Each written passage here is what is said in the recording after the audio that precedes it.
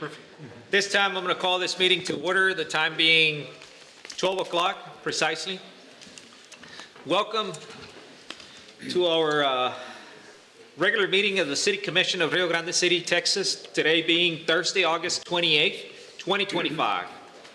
Thank you for everybody that's here today participating in this meeting. And at this time, I'm going to ask Commissioner Olivares to please lead us in the invocation, and I'm going to invite everybody who wishes to participate in this invocation. Thank you, Mayor. Thank you. Let us pray.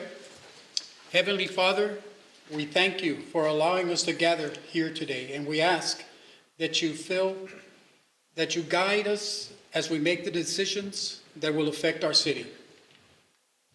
Please place in our minds and hearts a true servant's heart and a true servant's mind, so that we can unite in purpose, so that we can make decisions that will positively affect our beautiful city. We ask these things in thy name. Amen. Amen. And now I would like to invite everybody to join me in the Pledge of Allegiance. I pledge allegiance to the flag of the United States of America and to the republic for which it stands, one nation, under God, indivisible, with liberty and justice for all. Now the Texas flag, please. Honor the Texas flag. I pledge allegiance to thee, Texas, one state, under God, one and indivisible. Thank you so much, ladies and gentlemen. You may take a seat. At this time, I'm going to do roll call. Commissioner Olivares, Ben De Leon is absent today. Commissioner Ediel Barrera. Present. Mayor present. Commissioner Olivares. Present. Commissioner Eudolio Barrera. Present. Present. At this time, I'm going to find that we do have quorum to proceed with today's meeting. Ms. Montemayor, do we have anybody signed for the public forum? No, sir. Very well. We're going to move to item 1D, the proclamation of UTRGV 10th anniversary. I'm about to read the proclamation. And it's my understanding that we do have a representative. Yes. Sir, what's your name? Richard Sanchez. Mr. Sanchez, thank you so much for being here. We're very proud to be doing this proclamation. I'm glad that UTRGV sent the representative. I know that I am a Pan American graduate when it used to be UT Pan Am. So very proud to be here today reading this proclamation. Thank you. Whereas the University of Texas Rio Grande Valley is celebrating its 10th anniversary in August 2025, and whereas known for its broad range of academic programs, affordable tuition, and supportive camp environment, the University of Texas Rio Grande Valley is an award-winning institution that has conveyed more than 60,000 degrees since opening its doors in 2015. And whereas significant accomplishments during the university's first decade of operation include adding 42 new bachelor's, master's, doctoral, and professional degrees programs, and increase in research expenditures of nearly 600%. Ongoing student success is reflected in the university's record-breaking enrollment, retention, and graduation rates. And whereas this exemplary institution made historic strides in medical education when it opened the only School of Medicine in South Texas in 2016, and it has since expanded quality healthcare services in the region with 25 clinical care sites throughout the Rio Grande Valley. And whereas the University of Texas Rio Grande Valley opened the state's first School of Podiatric Medicine in 2022, and will further expand student opportunities with opening of the region's first comprehensive academic cancer and surgery center in 2025, and the state's second School of Optometry in 2027. And whereas in 2021, the University Student Government Association executed a student referendum that would enhance campus life by adding a Division I football championship subdivision team and other programs. And in the fall of 2025, the football team will kick off its inaugural season and establish the first Division I college football program at the university and in the region. And whereas the University of Texas Rio Grande Valley has earned national acclaim for its commitment to value, social mobility, and economic impact, and has been ranked the #1 university in Texas in 2023 and 2024 by Washington Monthly Magazine, and the #1 best public university in Texas for value and social mobility by the Wall Street Journal. The school has further gained recognition as a community-engaged university by the Carnegie Foundation. Now therefore be it proclaimed that the City of Rio Grande City hereby commemorate the 10th anniversary of the University of Texas, Rio Grande Valley, and extend to its leadership, faculty, and staff congratulations on a decade of success and best wishes for the future. And be it further proclaimed that an official copy of this proclamation be prepared for the university as an expression of high regard by the City of Rio Grande City. Signed today, August 28th, by yours truly, Mayor Gilberto Falcón.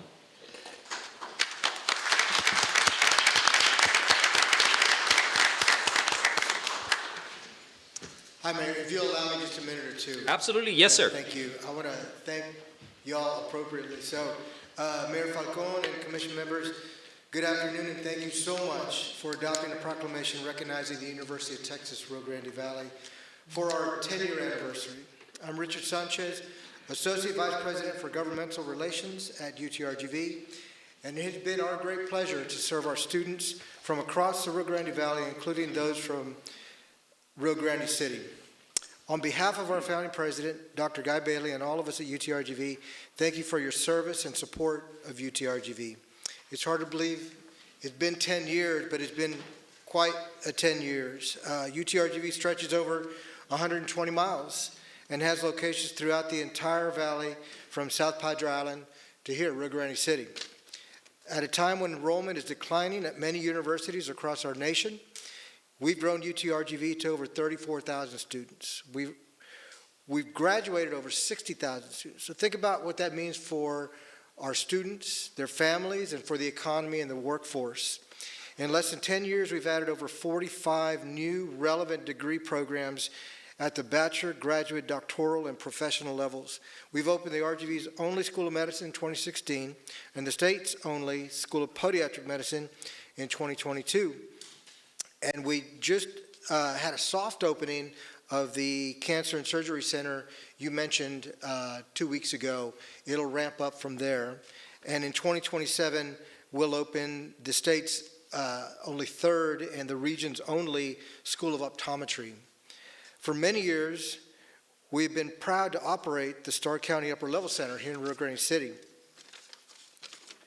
The Area Health Education Center in the eastern portion of Starr County, and UTRGV's Office of Workforce and Economic Development has a satellite location in the RGC Library where SBDC business advisors visit with clients on a monthly basis. Football. Football is here on August 30th, 2 days from now. The Vaqueros will kick off its Division I college football program for the first time at the university and in the region. And to date, we are still undefeated. That's a good thing. As excited as we are about football, we're most proud that UTRGV has been ranked the #1 university in Texas in 23 and 24 by Washington Monthly Magazine. Incidentally, earlier this week, Washington Monthly came out with its 2025 rankings, and we retained that position. So it's a three-peat #1 university in Texas, so we're very proud about that.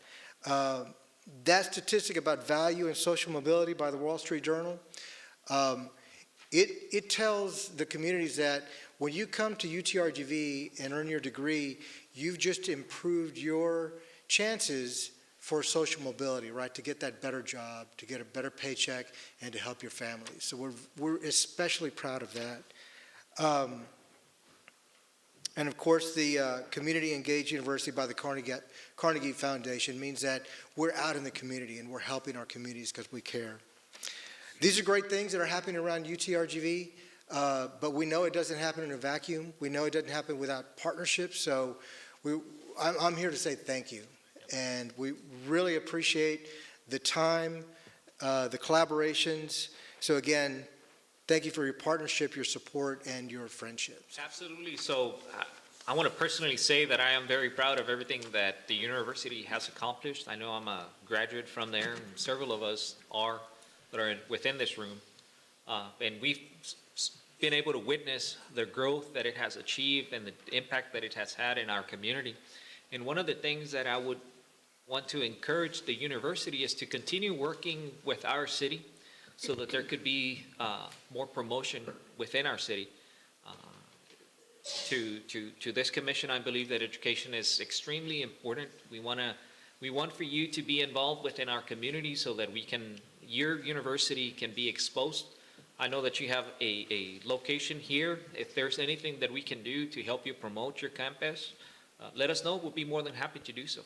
Thank you. We appreciate that. And we're making an effort to increase the activity there at the Starr County Upper Level Center. By and large, it's used in the evenings for night classes, so there's some space for more daytime things that happen there. So And if there's we anything- realize that we're going to try to do something about If it. there's anything that we can do as a city to help you expand your campus, please visit with us. Let us know. We're interested. Thank you so much. Thank you. And thank you so much for being here. Yes, sir. Thank you. No.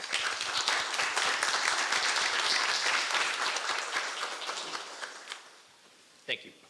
And now we're going to move to one of the most cherished items that we usually have every month. That's going to be some awards that we present to some local businesses, some local individuals. Mayor? Yes, sir. I'll get in trouble if I don't get a picture. Oh, absolutely, yes. Sorry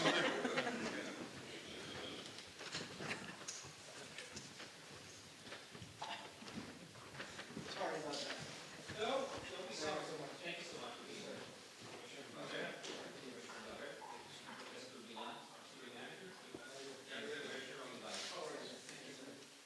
Any relation to Cayetano?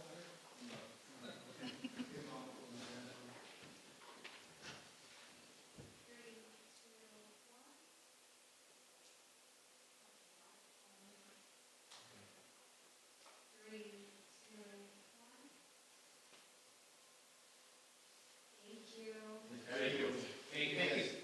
Thank you so much. Before you go, one of the things that the UCRGD and the city of Rio Grande have on is growth, right? So I've noticed that UCRGD has done multiple buildings in the valley where they work with cities and school districts with interlocal agreements and build civic centers, build aquatic centers. So that would be something that this city will be very interested in working with you. If you have a plan for our city, come with us. We can put it on the table, discuss it, and hopefully approve something so that this city can be moved forward just like UCRGB. That would be something great to do together.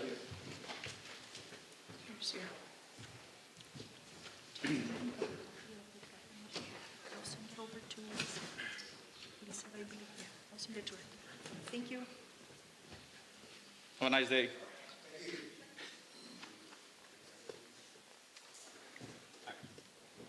I think I got a little bit ahead of myself. We have something that we are very proud of. This is coming from our Parks and Recs department. We have some young faces here that deserve and merit recognition for their hard effort and accomplishments. But I'm going to allow our director to do the presentation and lead the presentation on this matter. Go ahead, Mr. Good afternoon, Mayor and Commissioners. Marco Trevino for Parks and Rec. As you said, yes, we have a special recognition. I know they should be in school, but this recognition, deserves to be recognized. With this, it's on the track and field program. As you noticed last month we sent 35 state qualifiers. 2 of those placed among the ranks. So I'm gonna let Mr. Ramirez, Coach Ramirez, read their bio and present it to them. Absolutely, sir. Coach? Thank you, City, for allowing us to be here. It's a great honor for these kids to be a part of this. Real quick, don't want to take too much of your time. Just want to read a couple of bios of the 2 kids that represented the city of Rio Grande City with honor and prestige. First, we've got Miss Sofia Vasquez. If Sofia wants to come up real quick. Miss Sofia.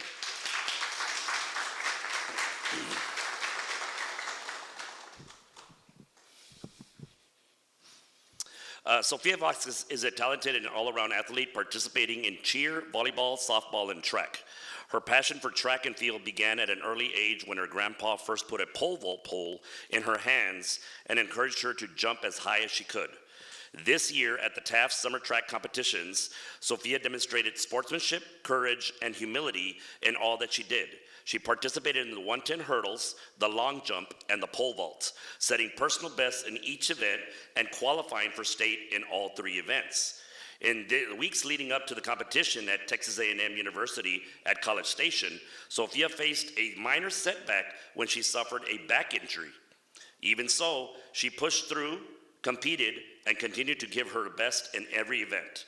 Her determination paid off when she earned the silver medal in the 14U girls pole vault at the 2025 Taft Track and Field Summer Games. Sofia's journey is a testament to her hard work, resilience, and the love of the sport, qualities that will continue to drive her to success in the future. City, I present to you silver medalist in the pole vault 14U division, Sofia Vasquez.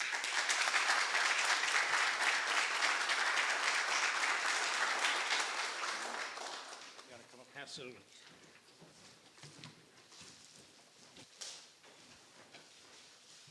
We're proud to have representatives as UNA that your hard work and dedication goes out of the county, out of the city, puts us on the map. So with that in mind, we want to recognize that. We want to say congratulations to you. And we want to wish you the very best on your future endeavors and of course in your athletic career. Thank you so much for everything.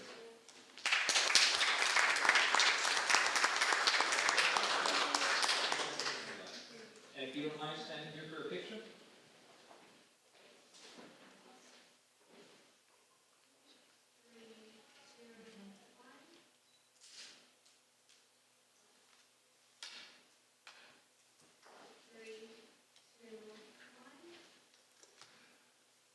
And if you don't mind, I can. Absolutely. Thank you. Congratulations.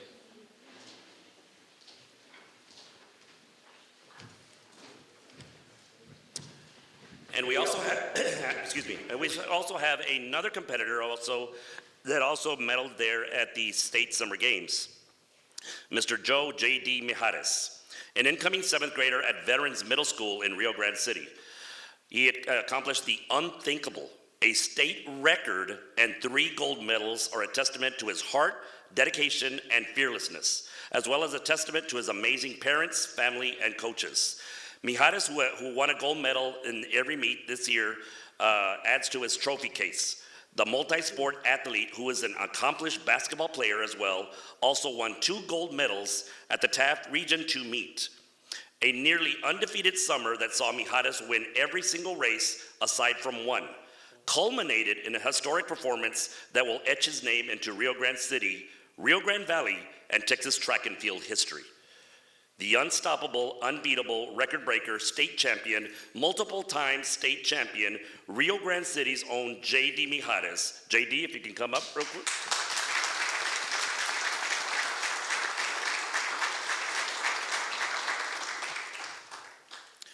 Not only, J.D. also placed himself among track royalty and history with his record-breaking performance at the Taft State Games of Texas in College Station, Texas this summer.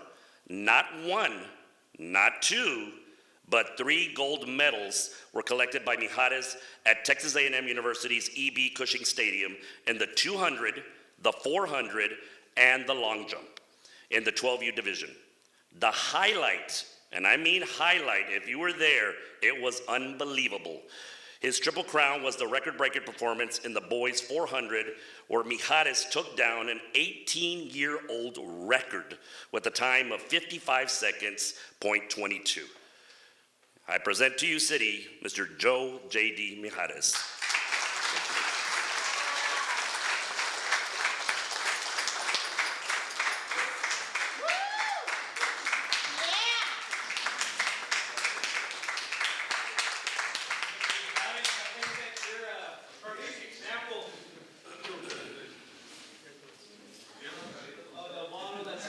Hard work and dedication pays off, right?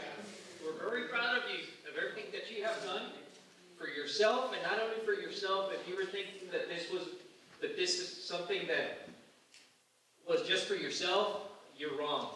You are the representative of your community. You're putting this community in a level that's gonna be there for a long time. You broke a record, an 18-year-old record. I want for you to recognize that and pat yourself on the back, because your accomplishment is gonna echo for a lot of years. You're putting your community, your friends, your parents, and especially us in the map, where we can say we have a champion, a record breaker in Rio Grande City. The rapid-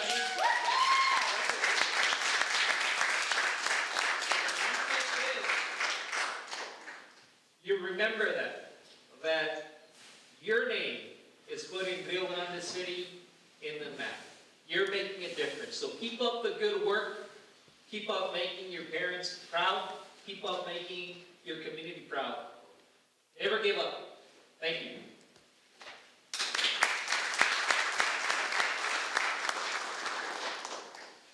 Three, two,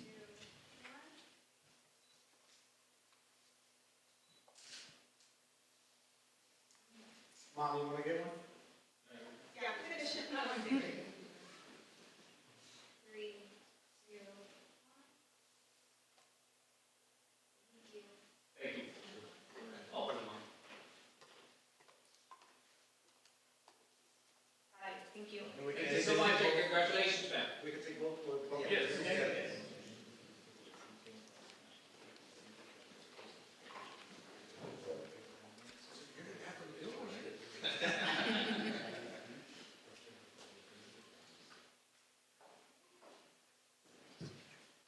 Three, two, Ernest, you wanna come in? Family? Yeah, too? thank you.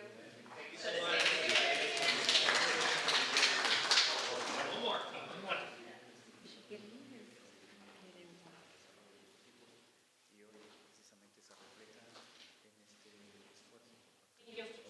Thank you. And before we proceed, I want to address our director and coach. I want to say that, again, when you do great work, these are the results.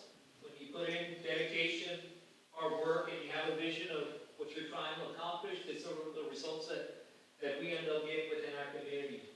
You're marking lives, you're making a difference, you're being part of history. You're going to be the coach, right, that was there to witness it and to put us on the map as well. None of this would have been able to happen if this individual, these young kids, this man and sir, if they didn't have the support from people like you. So whatever you're doing is making a difference. Our congratulations, and I'm very proud to be a part of this. Thank you. Thank you very much. Thank you very much.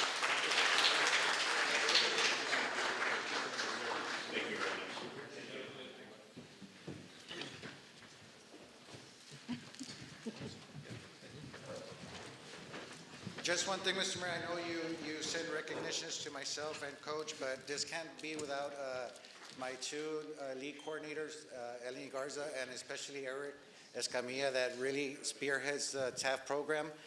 He's the one that does the registrations, scheduling, and categorizing all the individuals, so for them too, thank you. And this is just a testament that we do have talent here in Rio Grande City, and our goal is to keep the talent here in Rio Grande. So to the parents of these individuals, thank you for supporting us. Thank you. Thank you. Yes, sir.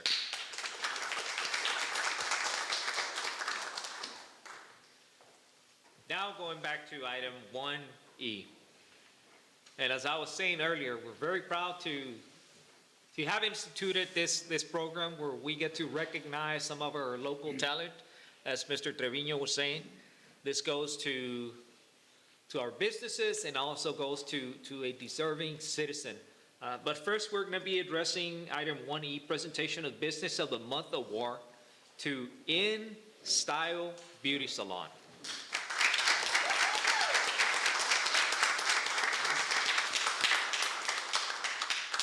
So, and if you don't mind taking a seat, I'm gonna read something for you, and then we'll proceed with the presentation. So every month, we decide to recognize one of our local businesses that we think that has been deserving because they have been committed to our community. They have been there through difficult times, through obviously the test of time, because you've been there for many, many years.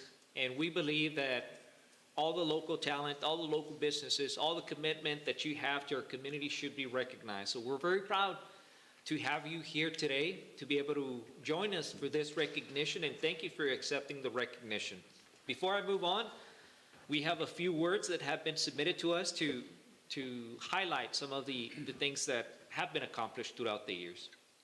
And this goes to Ms. Petra Garza. Petra Garza immigrated to the United States when she was 15 years old from Mexico. Though she spoke only Spanish, Petra was never discouraged.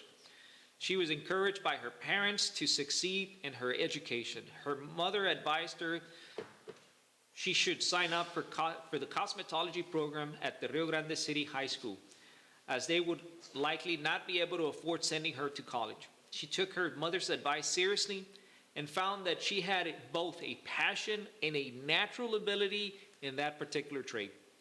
She found in her cosmetology instructor, Mrs. Ruth Salinas, a great supporter.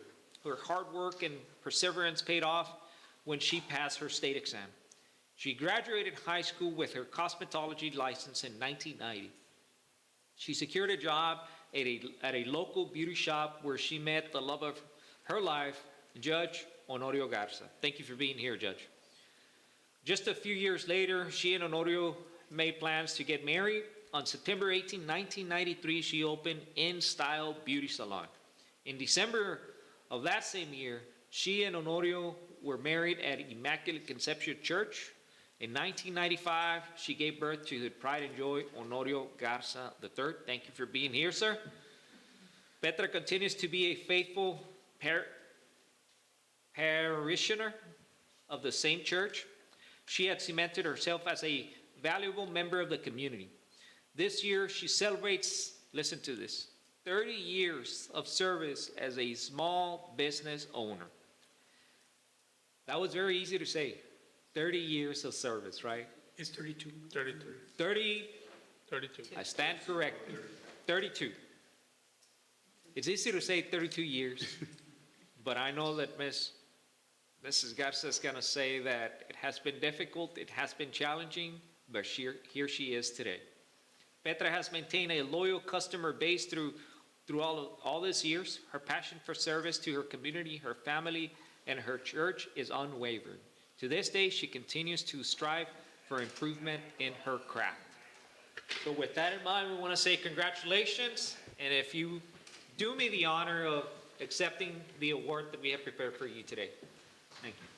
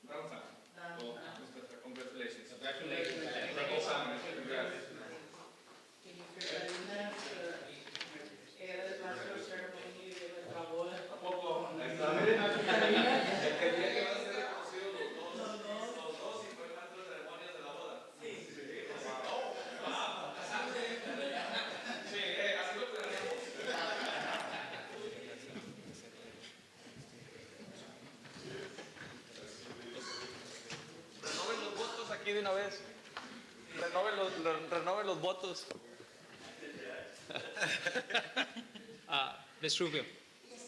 Is this the one that you prepared for me? Yes. Okay. All right. Now we're going to move forward to item 1F, the presentation of Citizen of the Month award to our dear friend Rodolfo Carlos R.C. Salinas. I'm going to say a few words that have been prepared, and this is for the Citizen of the Month. R.C. Salinas, as we all know, was born on July 10th of 1939, son of Rodolfo and Dora's sister Lidia Reina. Attended local convent school, attended and graduated from Corpus Christi, Texas Academy, Texas A&M University with a bachelor's and master's degree in history and school administration. Member and president of the Starr County Water District 8, member and chairman of Starr County Democratic Party, member and chairman of Starr County Historical, past president of the RGC Rotary Club Commission. His life has been a journey dedicated to supporting our community as an educator, youth advocate, and historian expertise. His work with various civic groups and boards has paved the way for a deeper understanding and promotion of the incredible history of our community. He is often asked to present at community events and interviews for many media outlets, and his love for our city and our county shows through every story he shares. He is a man of faith, family, and community.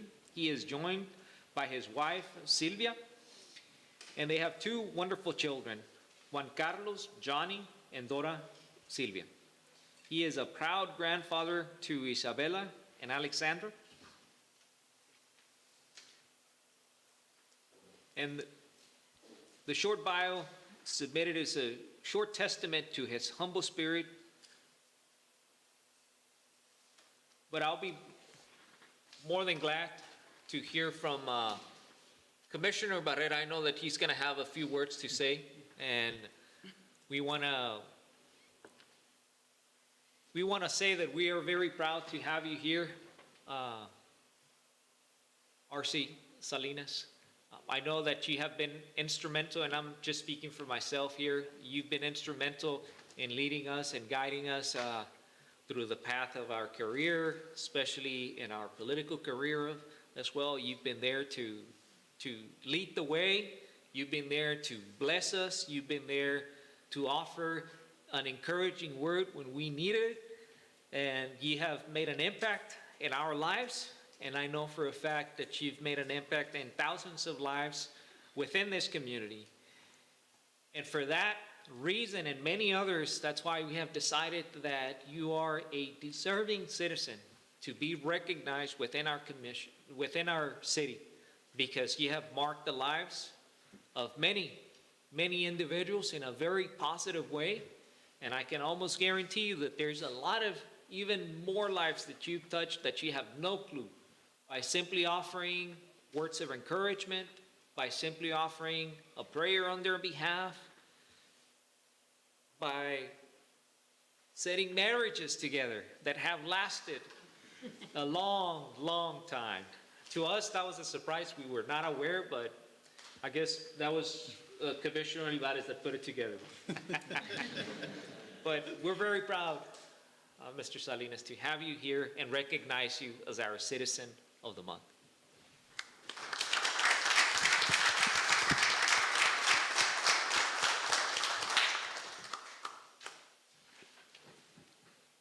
I look at you all, and I think what a long way Rio Grande City has come. When we had our first election for the city, we lost by a margin of 7-1.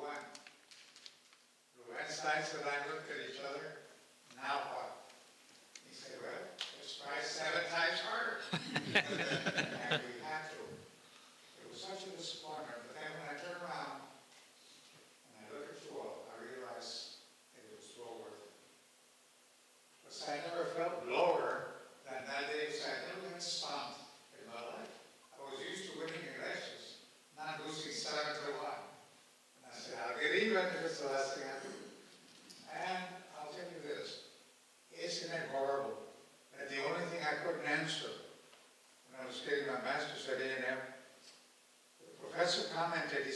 come from a very, very historical community.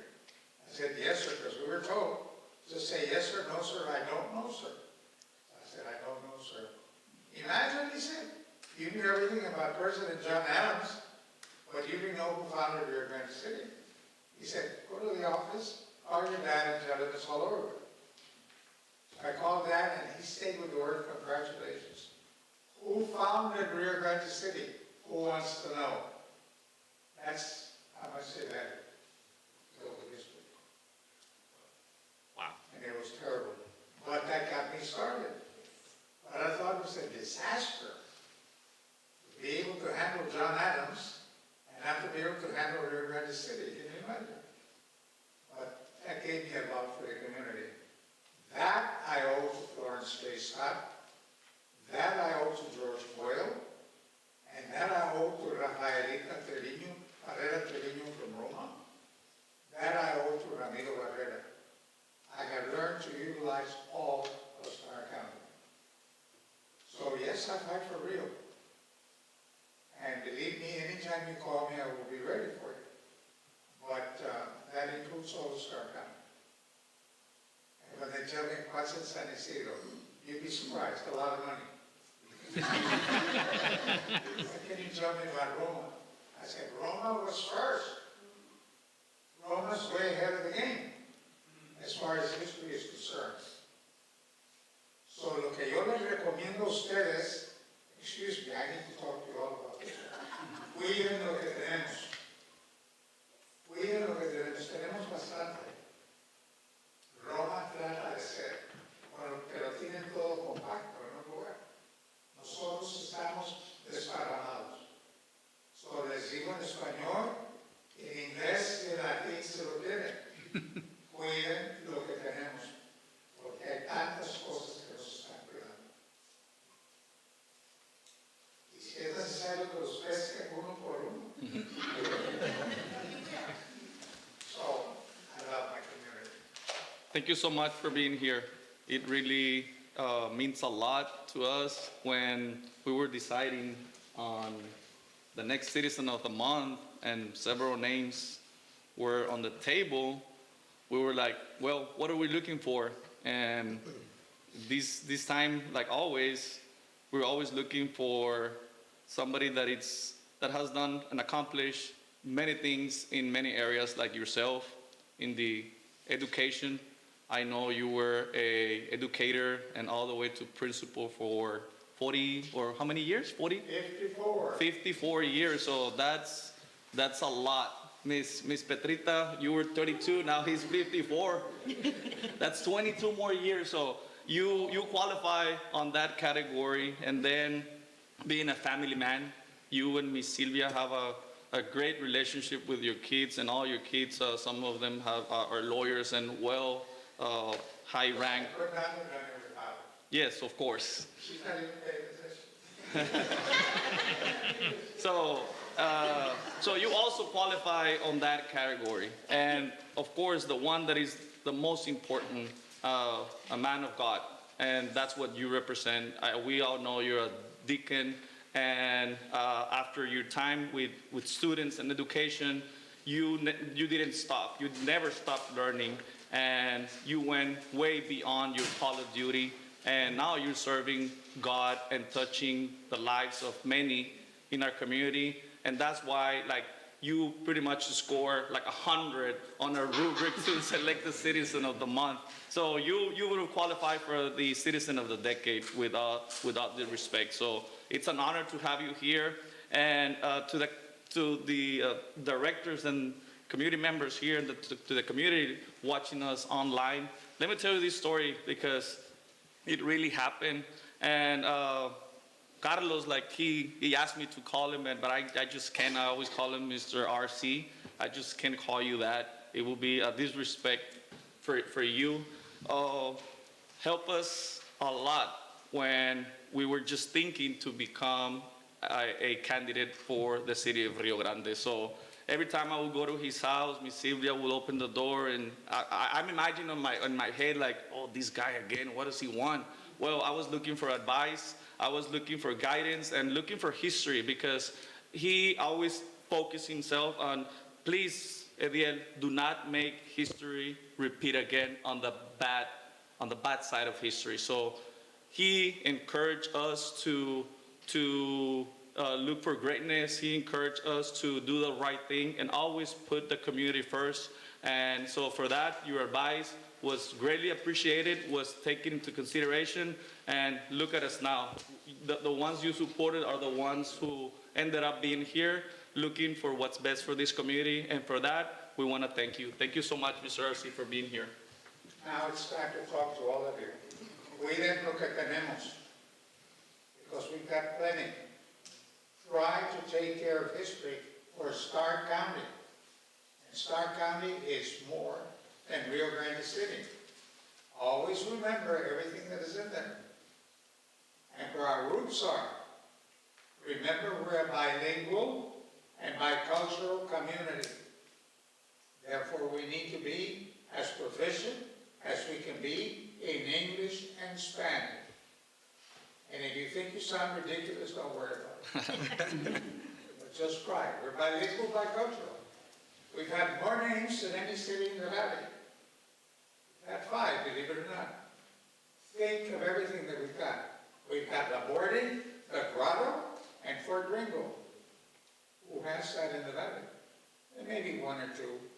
But look at what we do there. So now it's your turn. I'll take care of them later.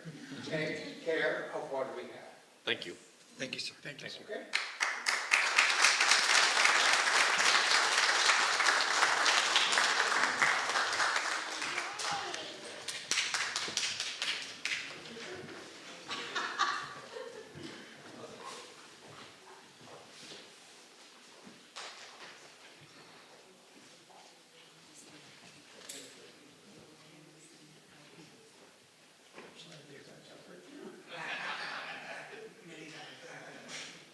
A small token of appreciation. For our citizen of the month. 3, 2, 1.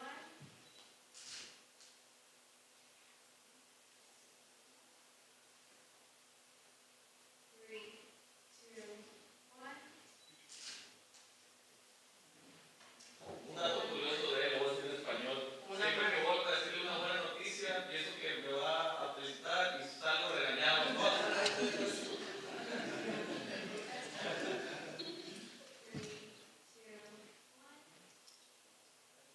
One more over here.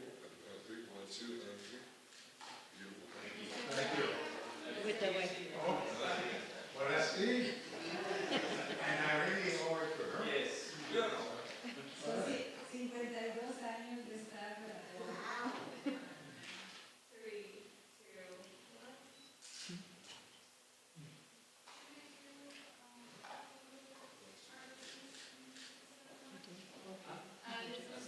Yes. Entonces, con un poquito más. Ahora directamente para juntos. Over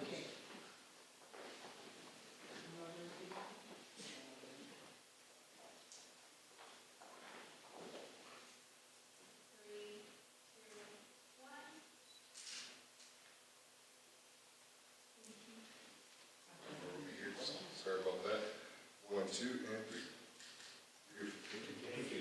Thank you. So once more, congratulations to both of you.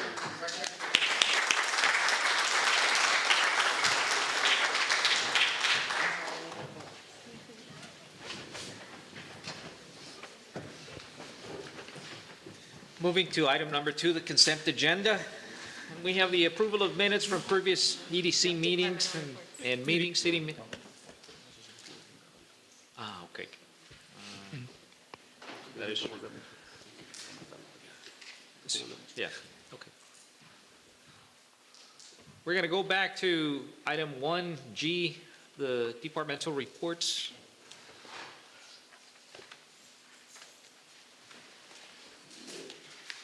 Good afternoon, Mayor, Commission. Jose Solis, Interim Chief of Police for Rio Grande City Police Department. Just to highlight a couple of events in August, We started off the month with 3 successful events. First one was we had an event at our public safety building where 26 students got free haircuts right before school. We teamed up with Fades 2.0, so thank them for it. We also had that evening our co-ed softball tournament for back to school. 8 total teams participated. Our annual Shop with the Cop this year at Walmart, we were able to purchase 50 uniforms for 50 students, which is the highest we've had since we started this event. Police Academy is still going strong. We should be graduating late September will be their state exam. October will be their graduation, so we're excited on that. We still have 14 cadets. Also, just we're going to be preparing for our National Night Out October 7th. And also, just a quick update, our policies with LexiPool that was passed 2 months ago are pretty much ready to go for review from our council. So that's all we have for this. Thank you so much, month. Chief. Thank you. Appreciate it.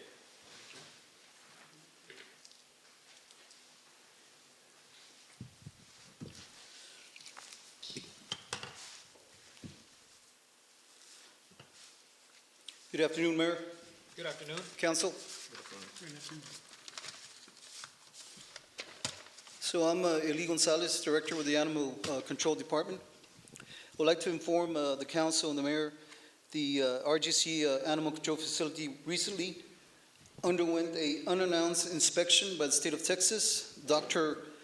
Ron Tagler, representing Texas Health and Human Services out of Region 11, conducted a comprehensive facility inspection as part of the routine state oversight. The inspection covered animal care protocols, sanitation procedures, record-keeping practices, overall facility conditions.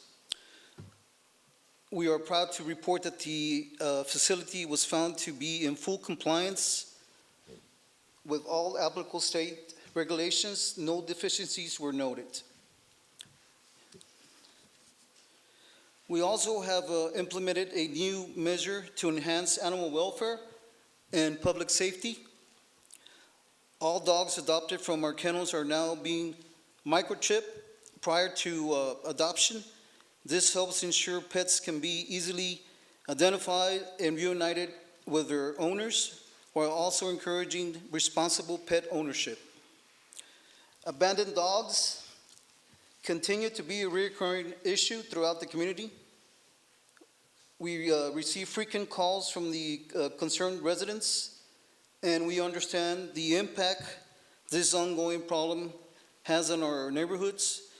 We remain committed to doing our best to respond promptly and work towards efficient animal control solutions. We will continue our efforts to reduce the abandoned population through education, enforcement, and ongoing collaboration with the public.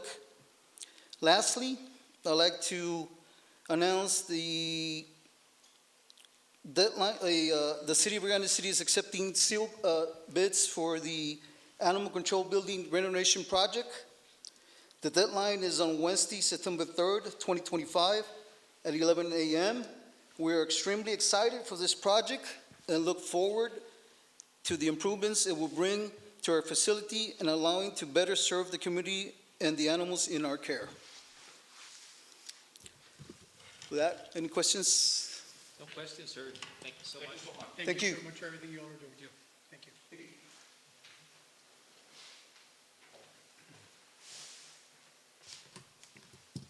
Good afternoon, Mayor Commissioners.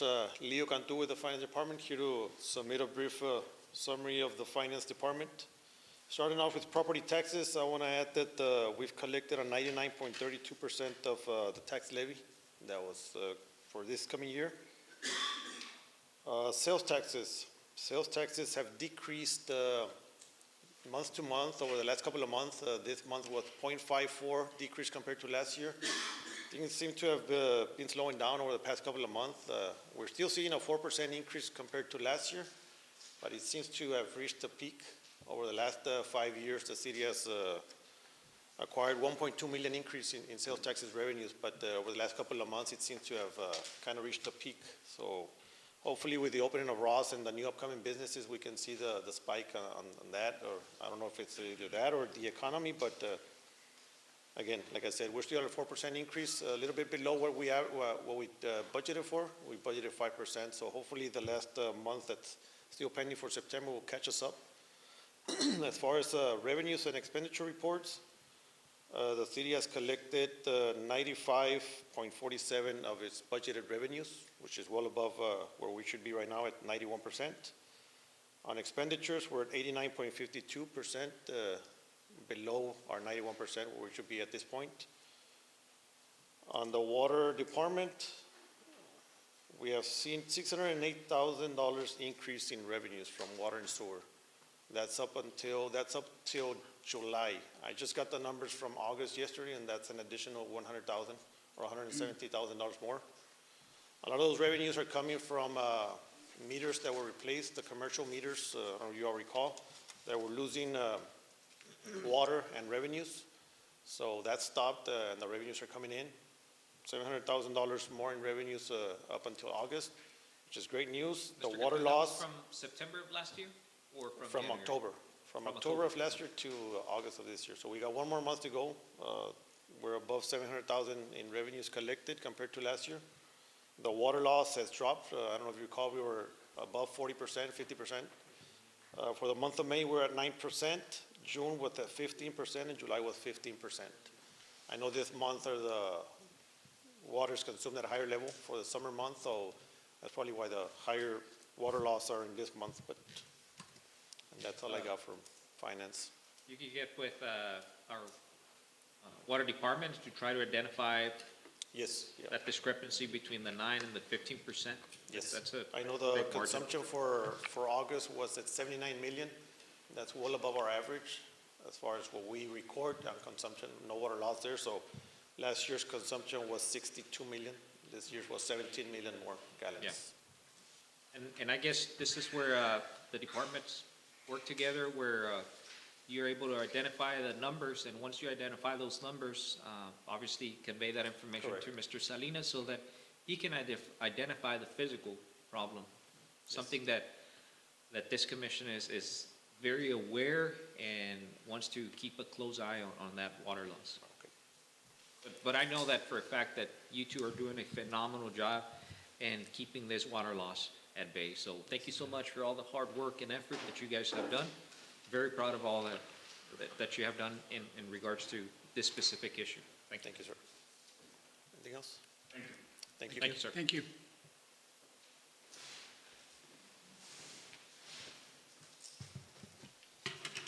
Good afternoon, City Commission.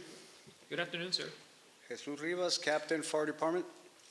Our departmental report for the month of July, we had 79 calls, including 9 medical calls, 1 structure fire, 3 vehicle accidents, and 1 search and rescue.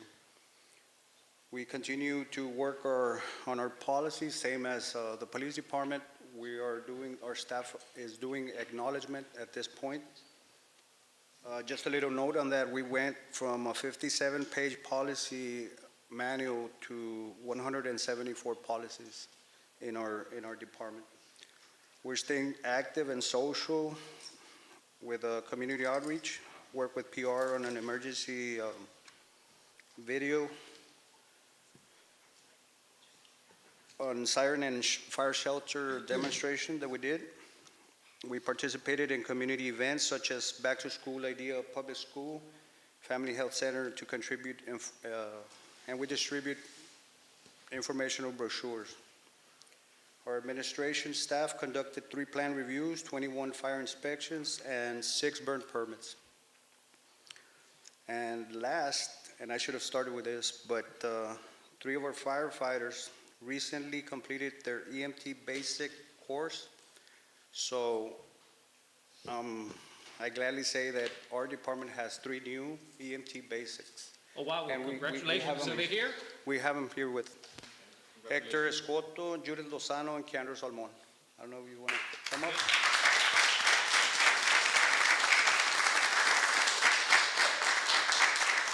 Ladies and gentlemen, thank you so much for trying to offer more, for adding more value to your person. We appreciate that very much. Your community appreciates that, because as I was talking to you about our local heroes, right? You continue to prepare yourself for those contingencies that may occur. You may save a life one day, and thanks to your training that you have acquired, that's going to definitely make a difference. And we're very proud that you're putting yourself out there to get more training, to get more value, to offer more for your community. I know a lot of times it's difficult. It takes time, money, and effort. But we want to say that we're very proud of everything that you're doing, and that if there's anything that you ever need to help our department, please let us know. We're here for you. But as of today, today's a day of celebration for you. We're very proud.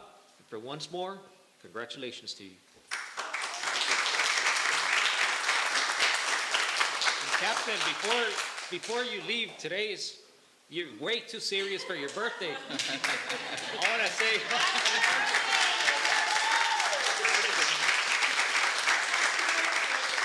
So, Captain, I want to say happy birthday from the bottom of our hearts. We're very proud to have you here. We're blessed to have you as an asset for our city. We want to wish you a blessed life, and that we can continue celebrating for many, many years to come. So, happy birthday.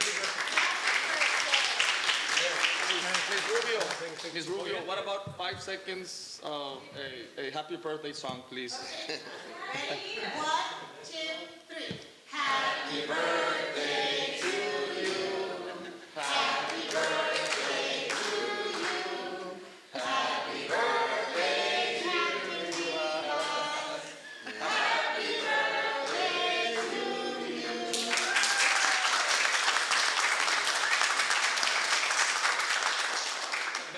Oh, yes.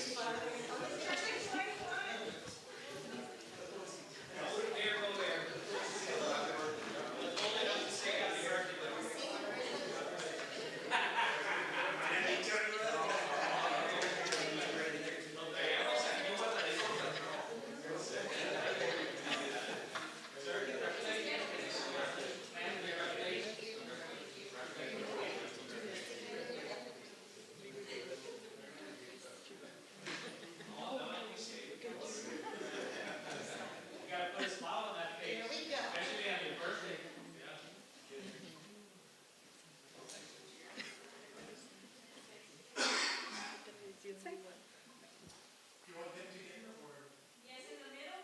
Yes.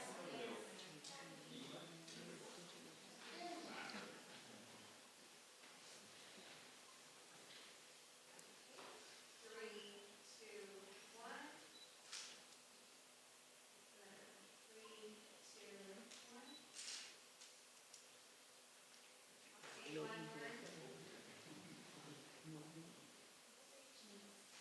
3, 2, 1. See one more. 3, 2, 1. There we go.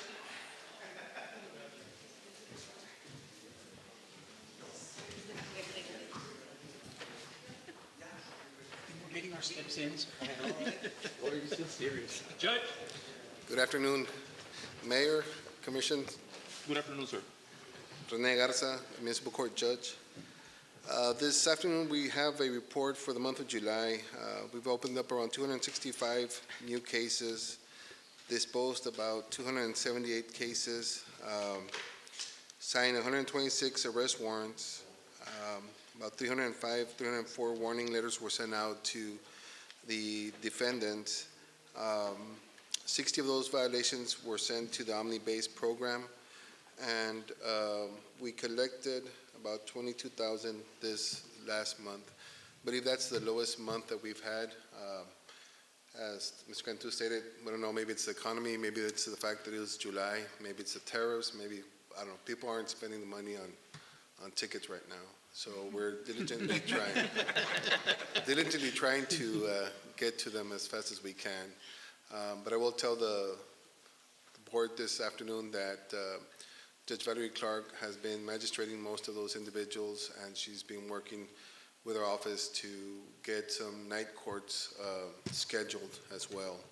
The other thing is we're thinking about doing an amnesty program, maybe for a whole month, maybe in October, November, see if we can have people come in, close those files and move them out, try to get some revenues in for the city. During an amnesty, are like the fines reduced, or how does that work? So on the amnesty program, whoever has warrants, outstanding warrants right now, we Okay. can waive those warrants. I think In that other most words, of the they can people. take care of their issue. Right, I think most of the people are scared to come in for the warrants, so by us waiving the warrants, lifting those warrants, they can come in safely and we can take care of those tickets that they have pending, and we can work with them in that area. Payment plans, makes sense. Yes, and also, Ms. Marty Garcia Vela and we've done a few trials. It's been going very well. So we're still scheduling trials at least once a month for people who want to fight it. I know that her and I have been in discussions with IT department as well as trying to get the recording so that we can try to do more for the city as well. Maybe do a little bit more warrants, more trials settings, so we can try to get some more revenues in for the city. So that's the plan. Yes, sir. All Thank right. you. Thank you. Thank you, sir. Thank you. Thank you, Ms. Marty. Yes, I do want to compliment the court, all their staff. We are really blessed to have a licensed attorney as our municipal judge because it does really make a difference for due process. And we have handled our first animal case as well, so kudos to the department for bringing in the evidence and, securing justice for the dog owner that was hurt. But everybody is doing their little piece, and like he said about the recording, we met with our enforcement yesterday. Code enforcement officers. And so we're all working hand in hand to help each other in the different departments. Thank you, Judge. Very well, thank you. Sorry. I also do want to recognize Ms. Mara Garcia as Employee of the Month for the City of Rio Grande City.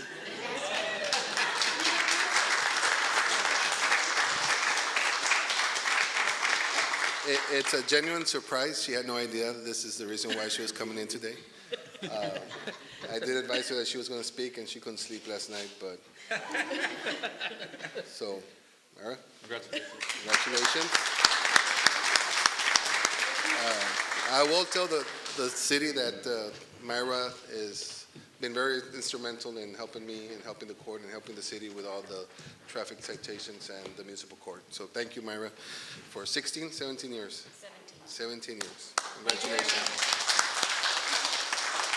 Thank you so much for your dedication and hard work within the city. We're very proud. I know that I've talked to the judge, and he really raves about your kind of work and dedication that you do, the difference that you make in everybody that walks through that courtroom.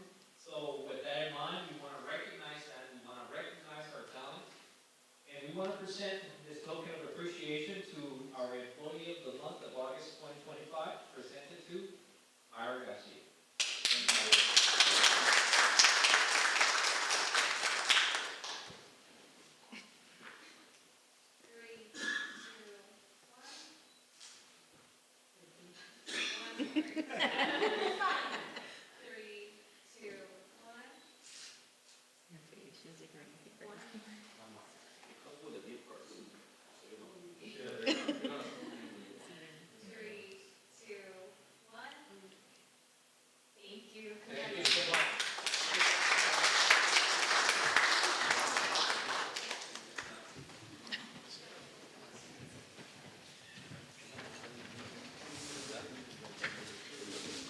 Yeah.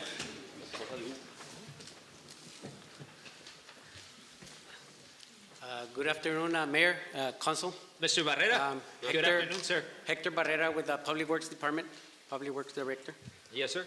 We had, this past month, July, we had 302 citizens that went to the 14 acres to throw their bulky stuff. So that helps the city a lot for being clean. So we can see the difference on that. Yes, sir. And on that, sir, Mr. Barrera, again, if you can please keep announcing it, Sure, because we yeah. get a lot of calls. Where can I throw these? Where can I just keep announcing that, hey, our doors are open for anybody that wants to dispose trash properly. That's a perfect place. Yes. So whatever your schedule is, and if you can add more days, it will be greatly appreciated. Yes. Please. And then we attended to Career Day at the Public Library. Thank you, Ms. Fools.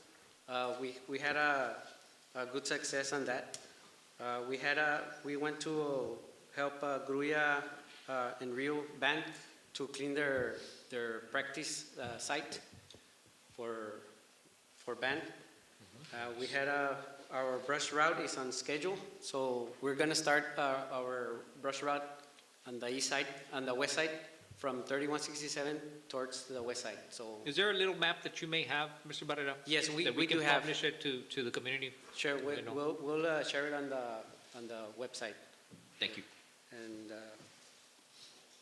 if you have any other questions for me, No, Mr. Barrera, we just want to say thank you for everything that you're doing for the community. Thank you for keeping our city clean. We appreciate it very much. thank you. And I would like to thank my staff. Without them, we won't be that. Absolutely, sir. Thank you. 100% Thank you, sir. agree. Thank you. Thank you, sir. Thank you. Mr. Cantu, good afternoon. Good afternoon, Mayor, Commissioners. I am Antonio Cantu, the Planning Director. I'm going to give you a summary report for the month of July. We had a total of 127 permits issued, an evaluation of $355,000. We had 4 plan reviews, which were 3 were residential, 1 commercial remodel. We had a total of 105 walk-ins, 957 call-ins. We also had 11 total health inspections and opened 287 new code violations. Those code violations, 208 of them were closed. Also, we had, 105 inspections. I'd like to also mention that our office also ordered some cameras for illegal dumping. So if anybody has questions or problems with illegal dumping, please give us a call at 488-8728. Also, I would like to congratulate Mr. Jaime de Leon. He became our newest officer for code enforcement. He's been with the office for under a year, and he accomplished this task. Thank you. Thank you. Congratulations on securing that certificate. We're very happy. It's always, I can't stress enough how important it is for us that our personnel keeps on being proactive and trying to get more education, more certifications, and being a better person as we go, right? It brings more value to yourself. It brings more value to our community. And I want to say that we recognize the hard work and effort that it takes, and we're very proud of you. Thank you. Thank you. Any more questions, Mayor? No, sir. Thank you so much. Thank you. Thank you. We appreciate it.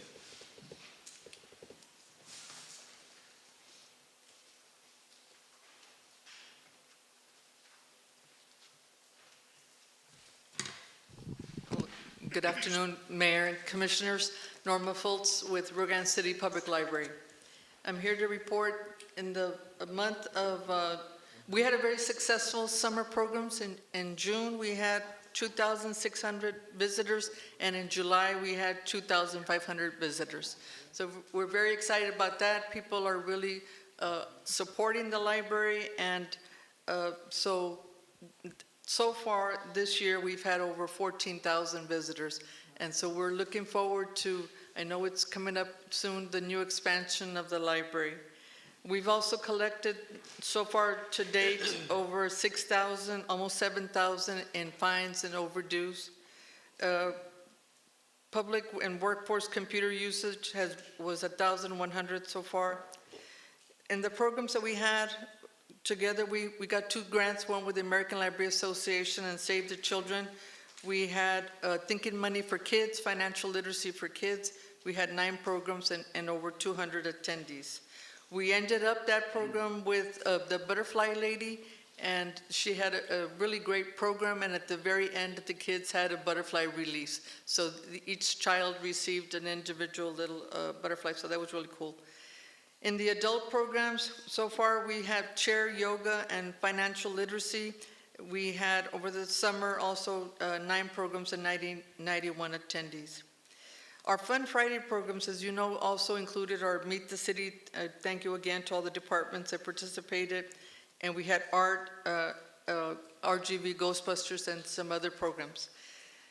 Also, as recipients of Save the Children, we'll be receiving some in-kind program. Their gift in kind are shipments of new books, toys, and educational materials for families. This is of no cost to the city. Library staff and Friends volunteers will inventory this. The PUD has been gracious to allow us some space, so we're going to be receiving 4 pallets of gifts that will be given out to the community throughout the year. And then one really cool thing is the United States Air Force Band have contacted us. They know that we have a yearly event with our veterans, and they have offered to come and do a free concert for our veterans. That'll be on November the 9th. It's a 5-member band. They are currently enlisted, so we're really looking forward to that. And we are also working on our next RGC Comic-Con, and it'll be February the 1st, 2026. Great. So, thank you. Y'all have any questions? Before you leave, I got some good news for you. Commissioner, and I'm going to ask you to please reach out to Commissioner Hernan Garza. Yes. He reached out to me and indicated that he had secured a grant. That was apparently $250,000 that he secured for a library. He doesn't have a library, but he wanted to partner up with the city so that he could call it his library and be able to use those funds for our library. So please reach out to him. Well, we actually have something already on it might be the same grant. We are working with the TSLAC, Texas Commission and Archives Commission, on it's called Library Infrastructure Facility Grant, and it'll be coming up on the agenda here shortly. Okay, very well. Thank you. But please reach out to him. I will. Thank you. Thank you so much. Mayor, before we move on, I'd like to reemphasize Mr. De Leon's code enforcement certification. It's a very difficult test. I took it 20 years ago, and it's no easy task. So congratulations. Yes, I did. Yeah. I'm pretty sure you can. Did you want a photo? Yes. Yeah. Take a picture. Sorry, Mark.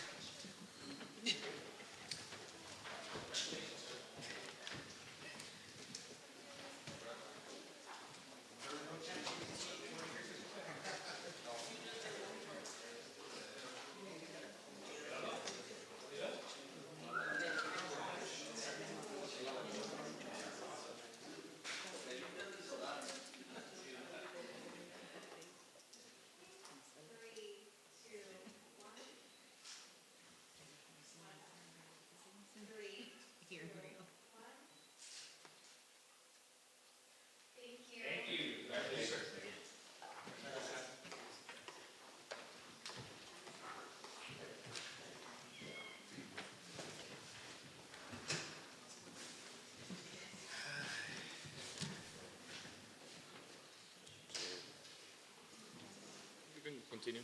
Good afternoon again. Marco Trevino from Parks and Rec. Good afternoon. So when it comes to the department financials, we're currently at 94% to our budgeted target. And I'm pretty sure Mr. Leonardo is happy with that, with all the upgrades and programs that the department has done. We've still been able to maintain the budget for the year. When it comes to Facebook, we currently have 1,500 plus followers, so our page is growing. We've had it open for about 4 months, so within 4 months we've been able to reach 1,500 followers. When it comes to sports, we currently have 2 leagues running. It's the men's co-ed, contains 9 teams, which are being played on Wednesdays, and they use both Basilio and Fort Ringo Park. On Tuesdays we have a co-ed league. It's the first time we've had co-ed league, and I don't think we've ever had it here, so we have 5 teams currently. For baseball, fall and winter baseball registrations are now open. We're currently looking at about 35 teams for our fall and winter league. Flag football registrations will be starting next week, so for the community, just call the office or stop by the office. We'll be doing our flag football registrations. One important thing, we 2 weeks ago or last week, we met with the Vipers Basketball Academy on bringing clinics to Rio Grande City for our youth.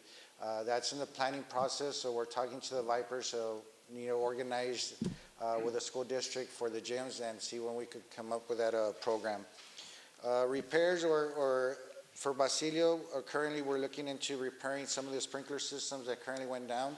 The sprinkler pumps are something that needs to be looked at and repaired.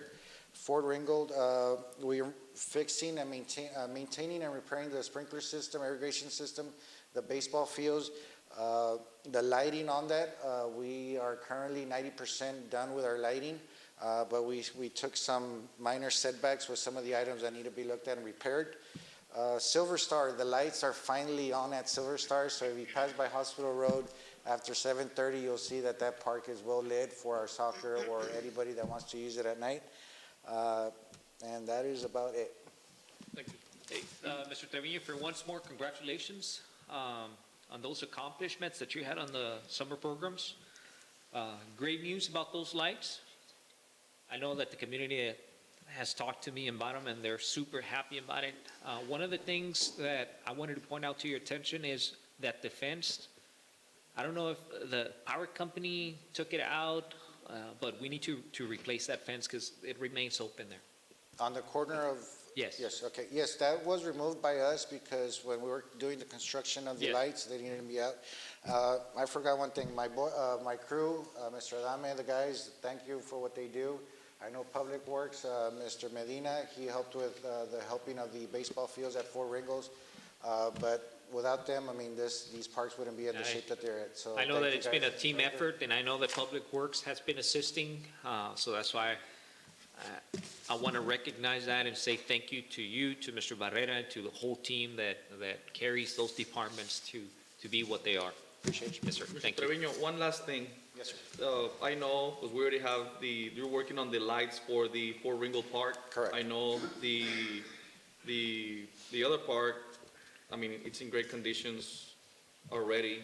You already put the ones on the Silver Park. Now, what about the one over there in Las Lomas? Alta Vista Park? Alta Vista Park. Can you just give me a brief explanation? Absolutely. What's the condition on that park, and what does it need? Because I want for us to focus and for you to help us put it to standard. Absolutely. I guess create a plan and then present it to us, right? Yes, sir. As With to- at least the standard. Okay. Lighting, and make sure like the basketball courts are in great shape, benches and the sidewalks and well maintained, of course. Perhaps some soccer, So that You park, had started. yes, on a plan, currently right? that park, we're accepting quotes for the lighting. I've received one quote. I need to get two more for the lighting, but as far as the basketball court, it's functional. It's there, make sure that the basketball net is up. The walking trail is good. The only thing that is with that park is that the terrain it has a lot of rocks. So it's kind of difficult to put a soccer goal there because of the terrain. Is there anything we can do to help with the terrain? Dirt, We dirt? could put dirt, but if we put dirt, we have to put a barrier because it's like on a slant. So if it rains, it's just gonna wash off. Okay. Okay, let's go have a visit. Absolutely. One of these days, I would love to go with you and see. I mean, if we can, but at least to have the lighting and everything else working in place, that's more than enough for I me. think the main priority there is lighting because there is no light. Thank you. Thank you. thank you.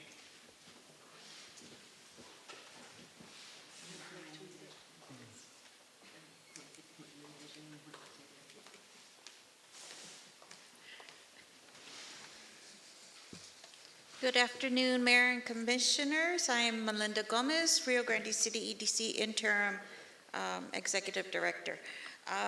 In your packet, you have my report. I'm going to go through it real quick.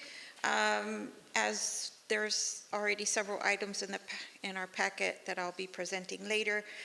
We continue to receive applications for the Small Business Boost Grant. This past Monday, we awarded La Sada Grill with the Boost Grant, and we have 3 more that we are currently processing. So once we have those awarded, we'll announce those. We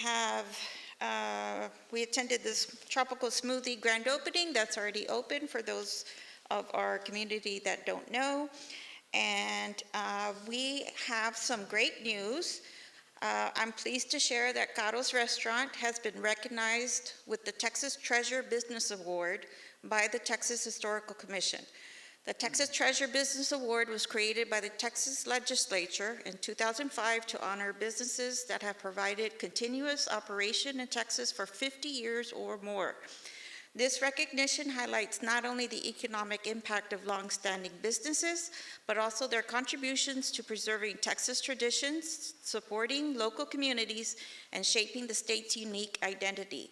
The award is significant because it highlights businesses that stand the test of time, honors their commitment to service, stability, and community support, and demonstrates how local enterprises become part of Texas history and culture.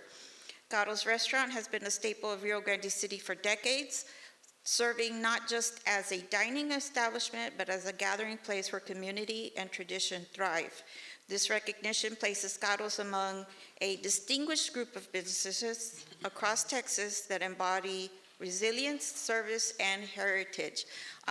This is our second Texas Treasure. Our first one is Texas Cafe. So we are very excited about this. We're currently working with the Caro family so that way we can have a celebration. We're looking at the end of September, beginning of October.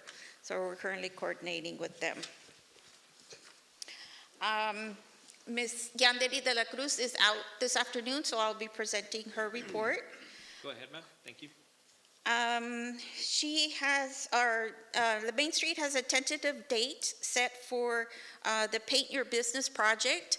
So this is a project that Main Street has where we kind of help out a small local business with a facade refresh. So we have identified Taco Hut downtown for this, and we're looking at a tentative date for September 3rd. We will have a group of volunteers go out and put on your overalls and your paint gear and go grab a brush and paint the outside of the building. So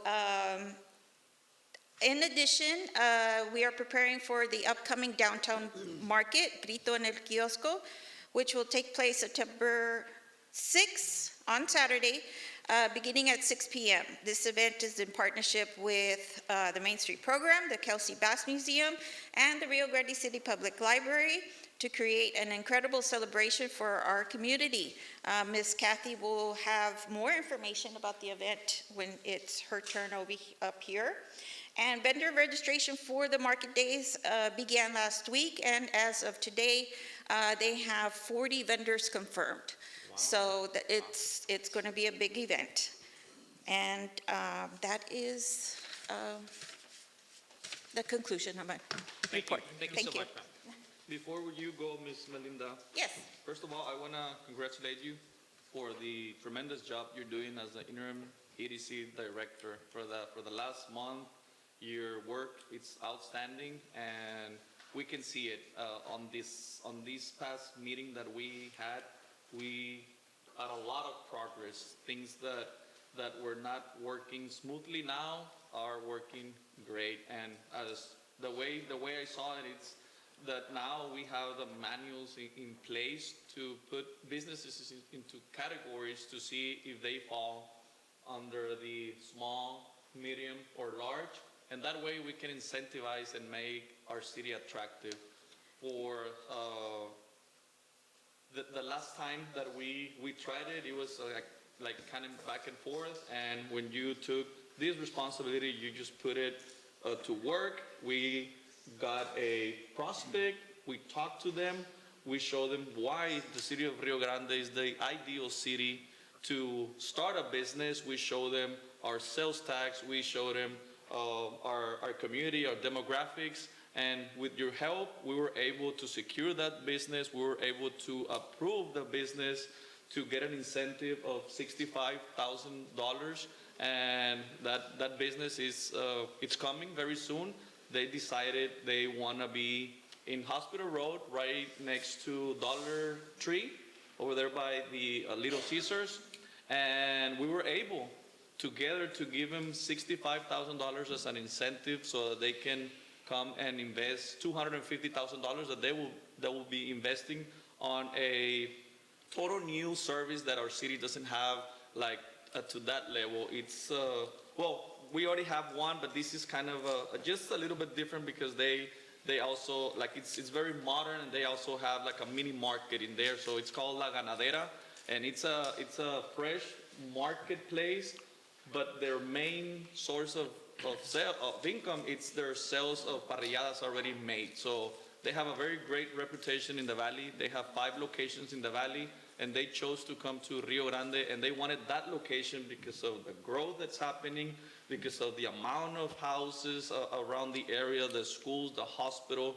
So, and that was, you were a part of it. So thank you so much for don't let them go, and be on top of them, and providing everything that they were looking for, and also the communication with the board, what the board wanted on that project. So I honestly give you a bunch of credit on that new businesses that is coming, because you were a part of it. So thank you so much on that. And also I just want to address to the community that we are giving those 2,500 booster grants, and it's now the community is getting to know what the EDC is doing. They're coming, they apply, and you've been able to help them along with Mr. Milan and Ms. Hernandez. So thank you on that.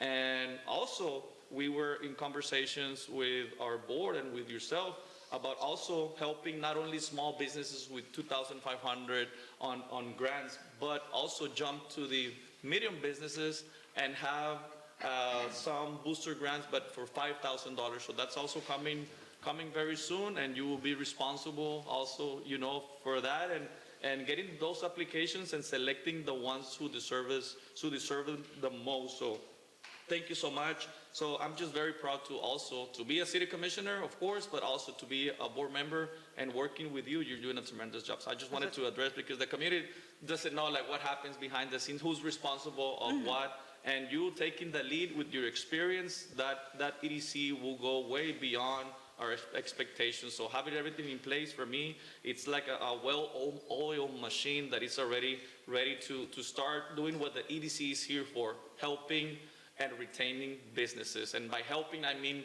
incentivizing and retaining, giving those boost grants. So congrats to the whole board, and congrats to you, to the EDC, and I can assure you that we are in great standing, better than ever. So thank you. Thank you very much, and I do appreciate the kind words, and I do appreciate the board for their support also. Thank you. Thank you. so much, ma'am. Yeah.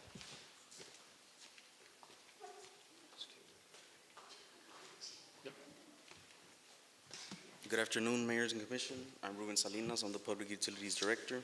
And Mr. Salinas, I'm sorry, we cannot hear. Oh. Good afternoon, Mayor and Commission. My name is Ruben Salinas, and I'm the Public Utilities Director, and this is my monthly report. We replaced the solenoid valve at Las Lomas to ensure pressure was getting fixed, because the solenoid wasn't letting the diaphragm open from our altitude valve. We fixed that so we could alleviate pressure back to Las Lomas and Alta Vista area. And phase 2 of the Lopez and Monroe project has been complete. We are now beginning the connections for the homes. We have installed 3 manholes and 11,000 feet of sewer line, and so far we've only wasted $71,000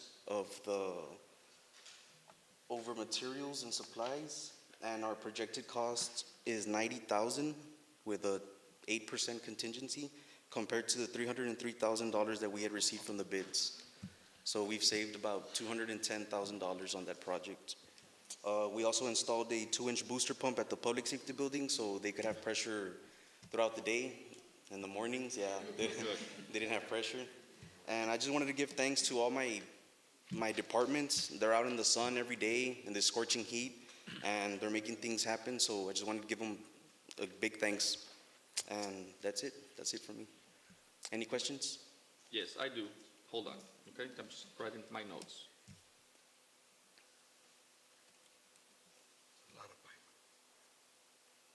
Okay, first of all, again, I mean, everybody works very hard, right? Marco, yourself, and Mr. Barrera.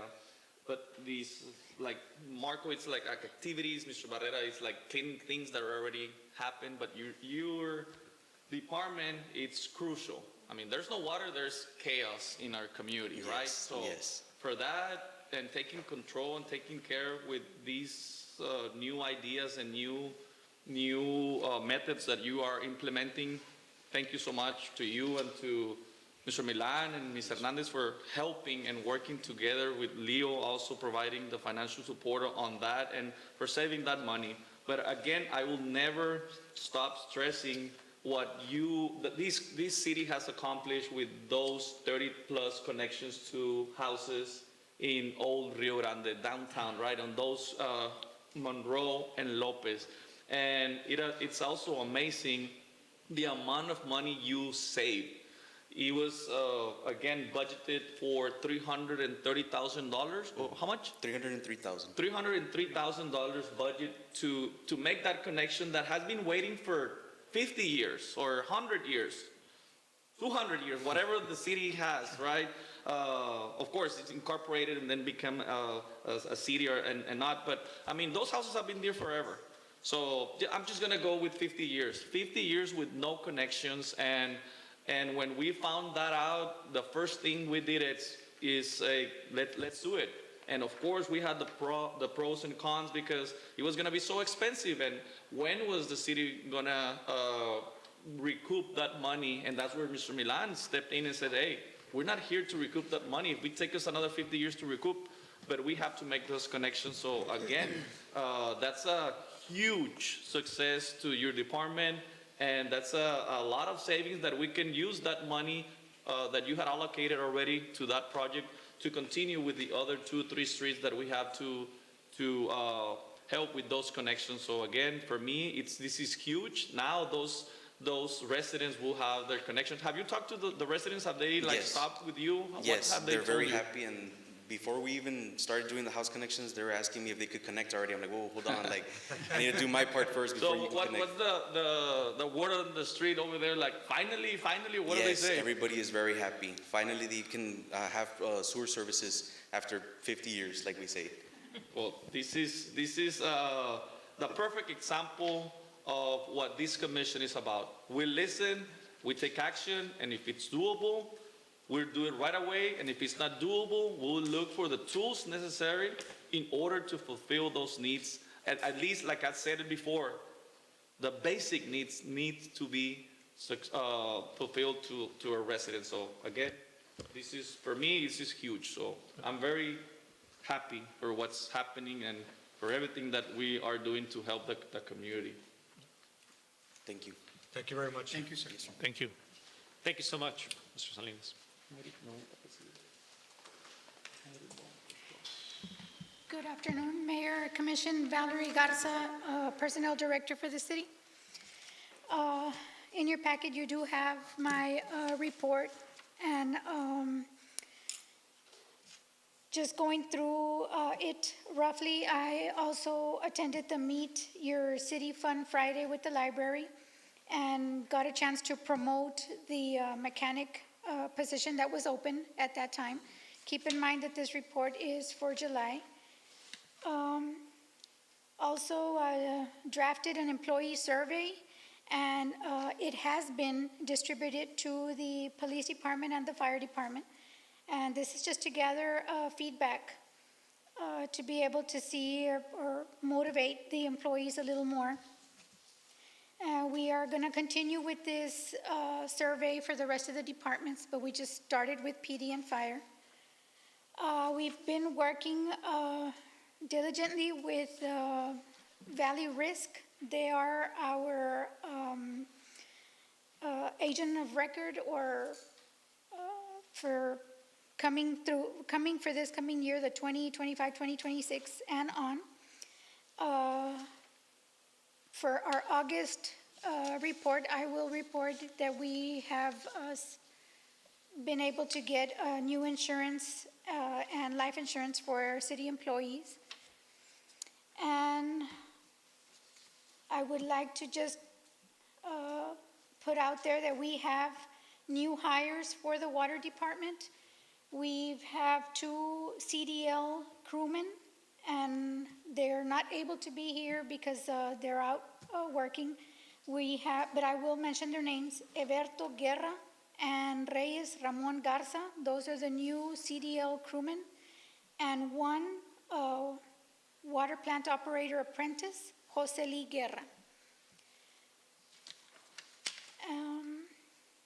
That's about it for my department. If you have any questions. Thank you so much. Thank you, sir. We appreciate it very much.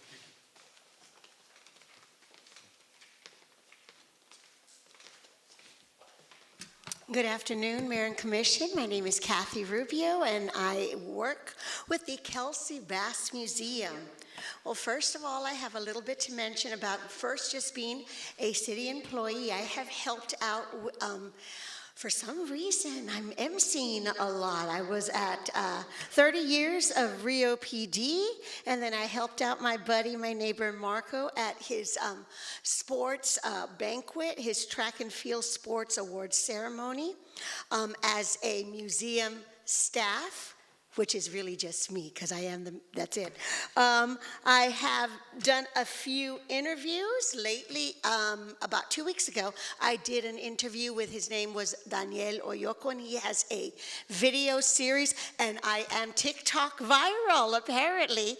It's a video series on, they were there on the supernatural, and some of the things Sarah and I were interviewed by Mr. Oyoko, and talked about some of the stories that we have heard of some of the shenanigans that have happened there at the museum. And because of, I imagine because of that interview, I have been contacted by some investigation team that wants to come and do an investigation there at the Kelsey Bass Museum, which I will probably not be a part of because I'm very scared.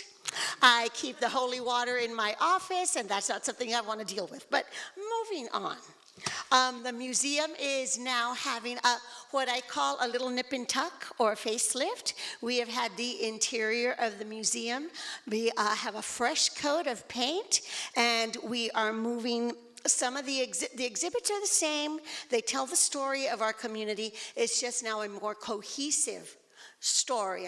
There's sections in the museum, and so it was beautiful before. It's really taking shape now. So as soon as it's done, I will invite the community for an official open house, and we will be open for business again. Hopefully that will be soon, within the next week. Well, after Grito, which, there's my transition, Grito in the Kiosco. I'm ready. Aha! All right, all of you got your little invitation there for Grito de Kiosco. That will be happening this next Saturday, September 6th, from 6 to 10 p.m. It is called Grito el Kiosco, Noche de Arte, Mercado, Música y más. We will have live entertainment by Mariachi Cascabel, an exhibition, a boxing exposition by Cali Productions Boxing Club. Our Gruya Elementary Crane cheerleaders are going to dazzle us with some dancing, and we're going to have a special presentation by Baile Folclórico de Huitzil from Camargo. The library is going to have their art walk that is always very entertaining, very enlightening. Main Street, of course, is providing the mercado. And we are going to have lots of contests. We're going to have a costume or a cultural attire contest. And for those people that are brave enough to want to dress as the Tejano queen herself, Selena, they'll get extra points in the contest for that. There will be the Grito contest, of course, which I will not enter. I will just MC that. And the tamale eating contest, which is very, very popular as well. And after that, we're not done. Get your bitty bitty bum bum on, because we will have live entertainment by Tejano Queen Forever Band. So it's a great community event. It's great collaboration from all of the city departments. They will all be there to help us out. Y no lo pierdes. Te esperamos. And by the way, before I go out, shout out to the public work guys. They've been so great fixing up and refurbishing the library, so. I'm not library, sorry. Well, I was a librarian for many years, so it's hard. The museum. Sorry, Ms. Norma.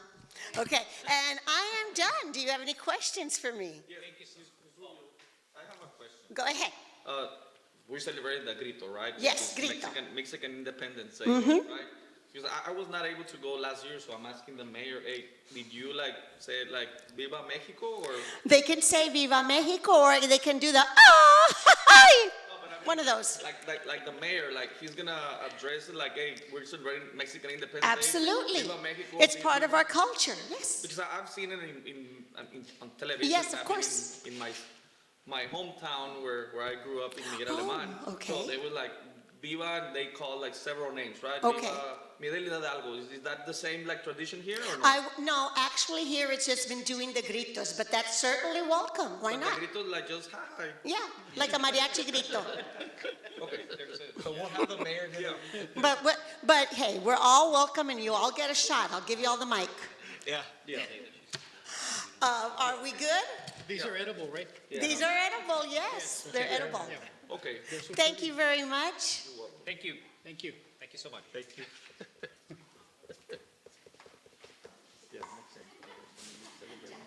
Good afternoon, Mayor and Commission. Well, it's going to be really hard to top that energy level with Mrs. Rubio's presentation, but I will give it a go. So my name is Valeria de Anda. I'm your Public Relations Specialist for the City of Rio Grande City, and I will be giving the monthly report for the Public Relations Department. So looking back at our month, we hosted a live stream for the Rio Grande City Public Library's Fun Friday Meet Your City event. This broadcast allowed residents to tune in and meet representatives from various city departments, learning more about the dedicated teams that keep our city running and thriving. And now on to public awareness. We collaborated with the Public Utilities Director to produce an informative and engaging video that highlights the damages caused by the misleading marketing of flushable wipes and their negative impact on our city's infrastructure.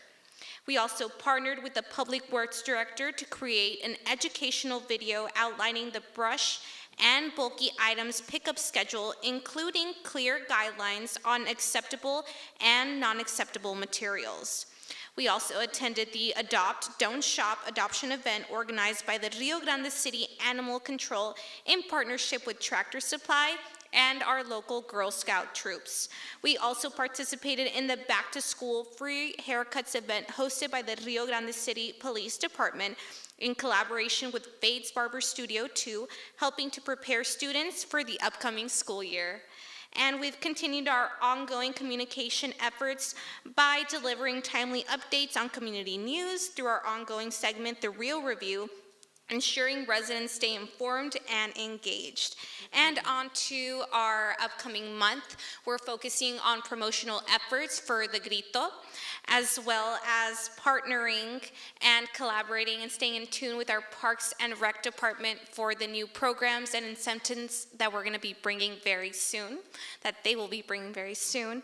And we'll also be helping out with the Disability Chamber and helping the promotional efforts for the inclusive job fair taking place on September 25th. Do we have any comments, questions, or concerns regarding?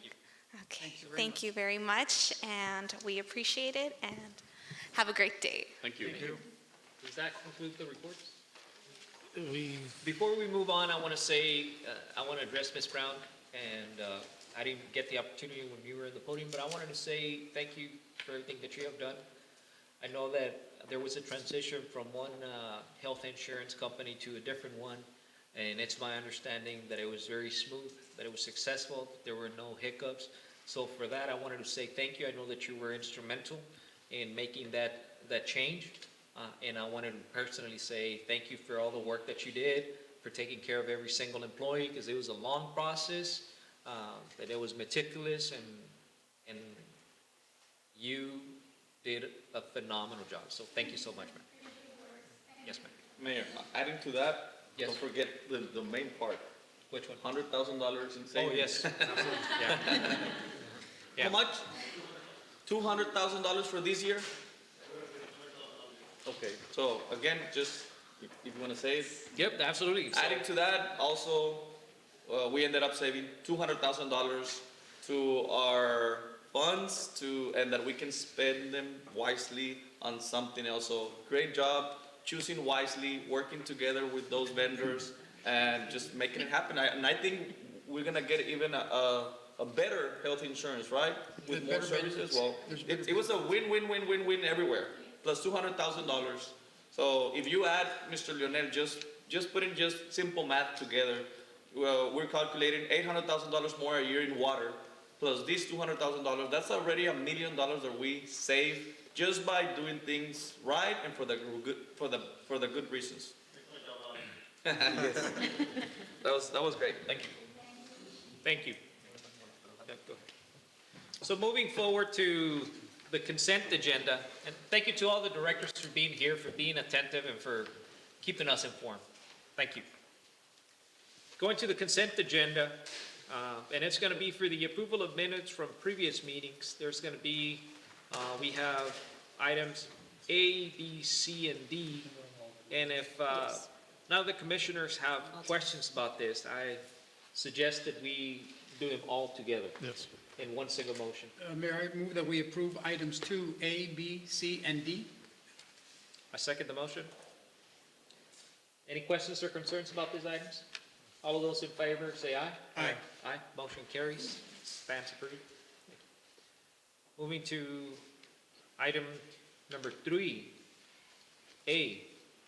Discussion and possible action to discussion and possible action to remove and appoint members to Main Street Advisory Board.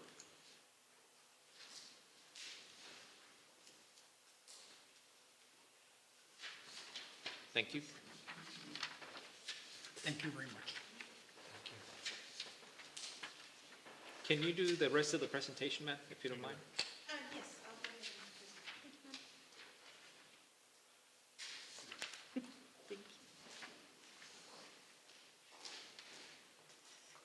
Yes, Melinda Gomez, Rio Grande City Interim EDC Director. I'm presenting for Ms. Yandere de la Cruz.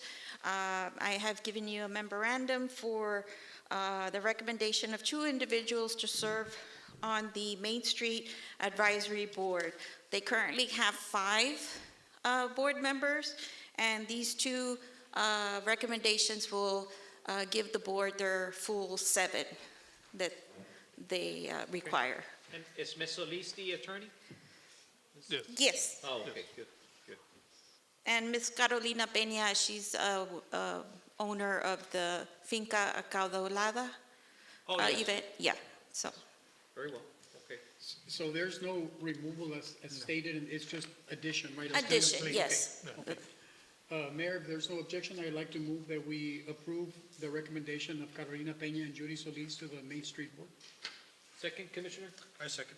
Motion has been second. If there's no questions or concerns, everybody say aye in approval. Aye. Aye. Motion carries. Thank you. Thank you. We move to item number 3B, discussion and possible action to recommend members to the Star Center Appraisal District.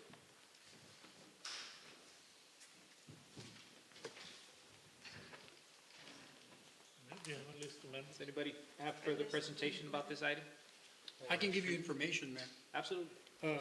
The appraisal district every 2 years has to go out and reach out to the taxing entities and ask the taxing entities to nominate people that they want to represent them on the board of trustees or on the board there at the appraisal district. And this is 2025. The people that are nominated, there will be they will tally votes, like the city gets a certain number of votes based on the amount of taxes that it collects.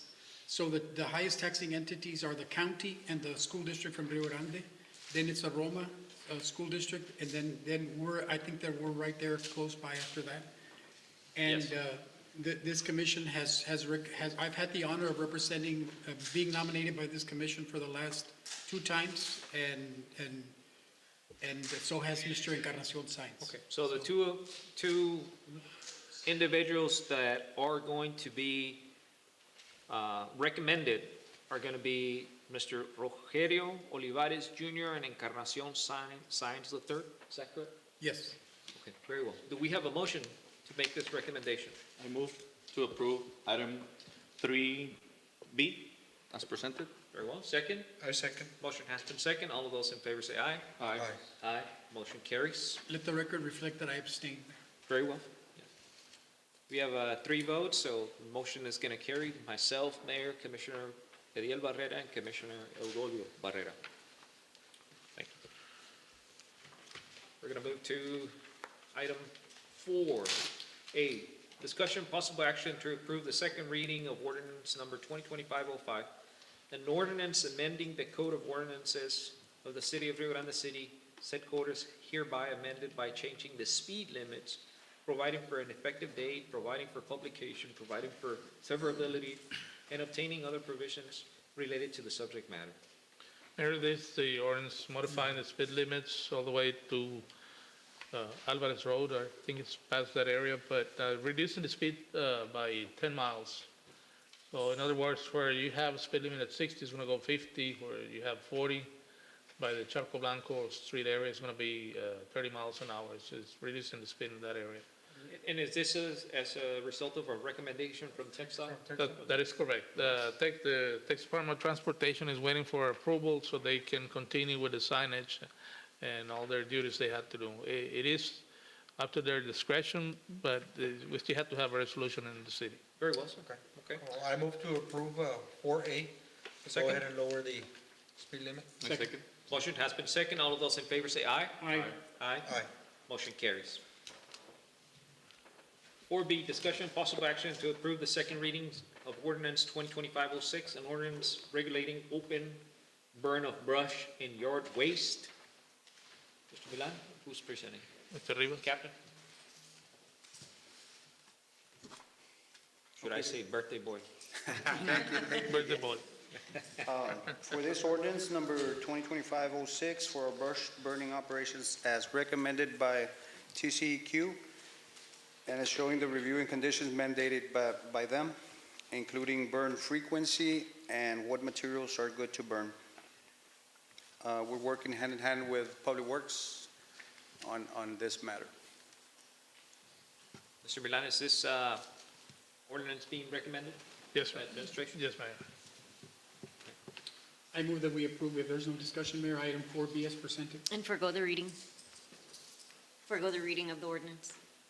And forego the reading Yes. of the ordinance. Is that the motion, Commissioner? Yes. So you Approve it have to and read it forego out. the reading. Okay. I move that we approve and forego the reading of the ordinance. Second? Second. Motion has been second. If there's no questions or concerns, say aye in approval of the ordinance. Aye. Aye. Motion carries. 4C, discussion and possible action to approve the second reading of the amended ordinance number 2025-07, previously heard on as ordinance number 2025-04, an ordinance that prohibits smoke shops that sell tobacco products, vaping devices, and related paraphernalia from operating within 1,000 feet of any school. Mayor and Commissioners, this is a second reading for this ordinance. This was reviewed by the City Legal, Planning Department, and the City Manager's Office. It details the definitions, the exceptions, and the enforcements and penalties for this type of businesses. It's a great tool for the Planning Department so we could know who to have a certificate of occupancy within 1,000 feet from a school. Okay, very well. Ms. Garcia, is this pursuant to a statute, or this is something that Yes, pursuant and to? we track the language of other similar cities just to keep the smoke shops away from schools and. I see. Is this like for new businesses coming in? Or? It is for new businesses. Okay, so the other ones that are there? They're there now, they have an exception, but they have 3 options, or not the options. If they move or they close within 6 months, if they're closed in 6 months, or if they have a 20% change of floor plan, that's when they could be revoked. Okay. Oh, I see.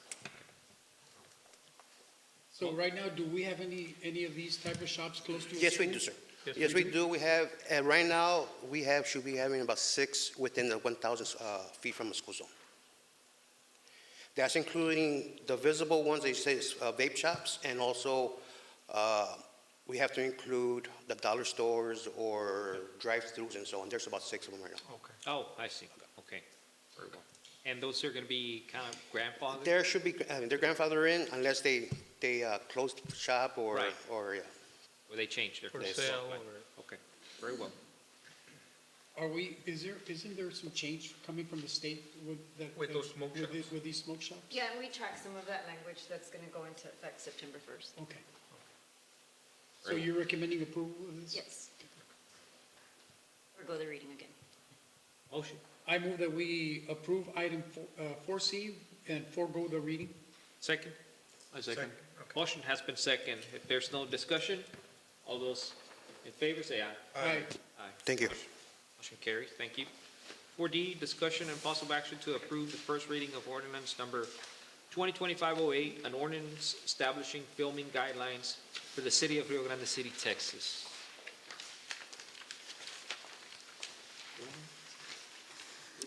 Yes, Mayor and Commissioners, we are presenting the first reading of the proposed film-friendly guidelines for Rio Grande City. These guidelines are an important step toward certification in the Texas Film Commission's Film-Friendly Texas program. Communities with this designation have increased visibility, tourism, and local spending from film and television productions. These guidelines provide a clear process for filmmakers covering permits, use of public property, safety, and coordination with city departments, while ensuring transparency for residents. They help us welcome productions, protect our community's interests, and prepare our city for new opportunities. When productions film here, they support our restaurants, hotels, and small businesses. And beyond dollars spent, they showcase our history, culture, and border identity to a wider audience. Today is the first step. After commission review, the guidelines will return for the final approval, after which we will submit them to the Texas Film Commission for certification. In short, these guidelines position Rio Grande City for growth, opportunity, and recognition. We respectfully recommend approval on this first reading and look forward to the next steps toward becoming a film-friendly Texas community. To be clear, this is for professional film producers, correct? Yes, yes. Very well. Okay. And again, they're guidelines, so, you know, like if it's a large production company, we have something in our books, and if it's a small, independent, indie film type thing, you know, we can come in, they can come in and we can present it to the city manager and, you know, make whatever tweaks that we need, you know, for that type of Very well. production. Okay. Do we need to forego? On all the ordinances, Oh, okay. the readings. Motion? I move that we approve the first reading of ordinance 2025-07, establishing filming guidelines for Rio Grande City, Texas, and forego the reading. Second? Second. Has been a second on the motion. Is there any questions, concerns, or discussion? If there isn't, all of those in favor say aye. Aye. Aye. Motion's going to carry. Thank you very much. Thank you. 4E, discussion, possible action to approve the first reading of ordinance number 2025-09, an ordinance of the city of Rio Grande City, Texas, levying and ad valorem taxes for the use and support of the municipal government of the city of Rio Grande City, Texas for fiscal year 2025-2026, beginning October 1st, 2025, and ending September 30th, 2026, providing for the apportionment of each levy for specific purposes, providing for the appointment of each levy for specific purposes, providing for when taxes shall become due and delinquent, and providing for severability. Mr. Cantu? Mayor, Commissioners, if you all don't mind, I have a brief PowerPoint presentation that I would like to go over. That way the citizens and all of us can be on the same page before we start the discussion on the tax rate. Yes, sir. Okay, so first, the explanation of the tax rates. Every year we provide information to the school district so they can provide the tax rate that we can adopt for this upcoming fiscal year. They provide to us three tax rates, starting off with a no new revenue tax rate. That rate would be a rate that generates the same amount of revenues as last year, excluding new construction, but considering increased property values. The voter approved tax rate, that's the maximum rate that can be adopted without requiring an election, generally allows a 3.5 revenue increase over the no new revenue rate. The de minimis tax rates provide smaller cities flexibility, normally populations of 30,000 or less, and this one combines the no new revenue tax rate, a rate generating $500,000 additional in M&O revenue, and the debt rate. Smaller cities can adopt this rate without automatically triggering an election unless voters petition for one. The proposed tax rate benchmarks. For this year's proposed tax rate, we're proposing a 0.53000.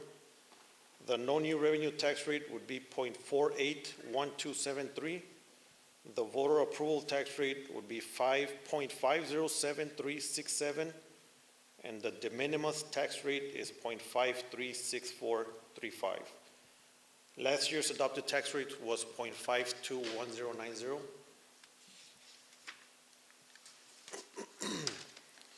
The certified property values, which we have nothing to do with, these are provided by the appraisal district. Last year's certified values were $829,709,523. This year's certified values was $926,230,451. That's an increase of 11.63%.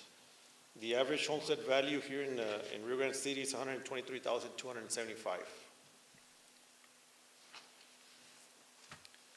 Now, the benefits for exceeding the voter approval rate, which is the one that we're proposing, and we're going to discuss this in more detail once we go through the proposed budget, but this would be critical capital improvement projects, a citywide paving project, improve road safety and infrastructure.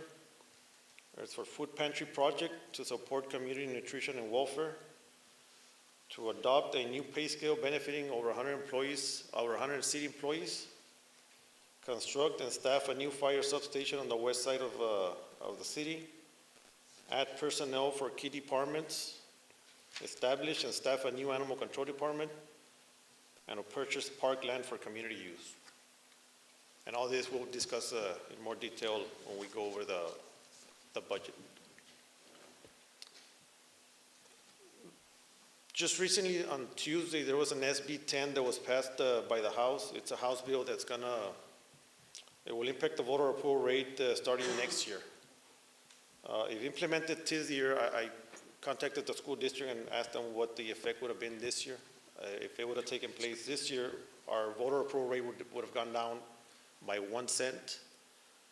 This reduction will ultimately affect the de minimis tax rate in future years. And the reason for us exceeding the voter approval rate is the city must plan accordingly to address the reduced flexibility in setting tax rates. That concludes the presentation, and now we can discuss the proposed tax rates. Like I mentioned before, our proposed tax rate for this year is 0.53. It's a staff's recommendation that we go with that rate. It's going to play a huge role in balancing our budget. There's a lot of projects that are coming up this upcoming year, so we need all the money that we can get on property taxes. I think property taxes is 33% of our total revenues for the city. I know the city has never taken advantage of the de minimis tax rate. It's a rate that's offered to smaller cities. We always, historically, the city has adopted the voter approval tax rate. But we could have gone with the de minimis tax rate in the past years. We could have been in a much better place right now than where we're at, even though we're in a very good situation. But So what we're asking for is, we could still ask for more, right? It's still without going. We could ask for like less than a penny more, Okay. but we're proposing 0.53. The actual de minimis rate is 0.536435. I don't know if you know this off the top of your head, Mr. Sir, but what does this rate compare to some of the other cities in the valley? If you all recall, last year we were the 5th lowest We have the fifth lowest tax rate in the whole valley, over 26 cities. Last year, the year before we were sixth, but last year we were below Mission. Mission was at, I believe, 47 cents the year before, and last year they increased all the way up to 54, I want to say. I'm not sure where they're going to stand this year, and I'm not sure where all the other cities are going to stand this year, but we have been historically one of the So we're towards lowest. the bottom as Yes. far as- Our neighboring cities here, I believe Roma was at 56 cents last year. Adding to that, I was going over that last night, and I went and get some information on cities that are pretty much the same sizes as ours, okay? So the city of Donna has a tax rate of 66 or 46, 66, the city of Donna, okay? That's very similar to ours. You're talking about 13 more cents. Yes. The city of Roma, 56.79. That's 4 cents more than ours. And the city of San Juan, 67.65. So they're in the 60s. Just comparing. And this is a topic that is very sensitive. And I understand. I take it very personal because, yes, it affects a certain level the finances of our community members.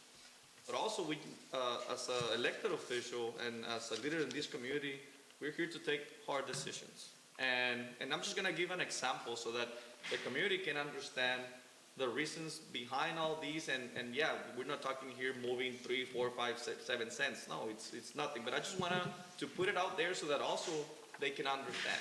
And I'm just going to use any of the departments when they come with some items on the agenda for, and let's just make it simple, for raises, right?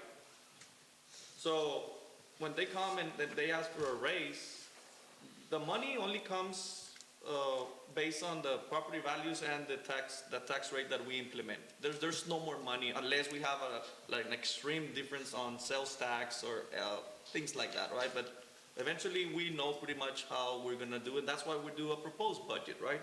So when they come in any department, let's just go with the fire department. They have 40 firefighters, and they want just to imagine just like a $1,000 raise, right? So that's already $40,000. That's half a cent that we needed to add to the tax rate in order to just fulfill and stay like that. So in my opinion, yes, it's hard, but sometimes it's necessary. And the government allows public institutions just to go 1 cent at a time without triggering an election. So like you just mentioned, if the previous commission maybe would have done that and not affecting us much, we would have been in a great position right now. So this is a tough one. Right now, I'm glad that, yeah, we're not triggering any election. We're not talking about cents and cents or moving as high as Donna, San Juan, or Roma. But yes, this is a topic that we need to consider, and you as directors too, that it is difficult. So, and always the heat always comes to the elected officials, you know? But that's the reason we are here, to do whatever is right for the community, to listen to the directors, the financial advisors, and our CFO, and take it from there. But I just wanted to put into perspective how hard it is and how the other communities are in tax rates. And remember, the challenges we are facing right now, we're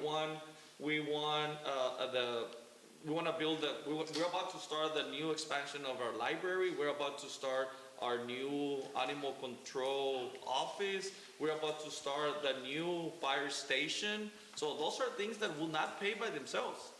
And just so that we all can discuss it and talk about it, and we have to get the money from somewhere.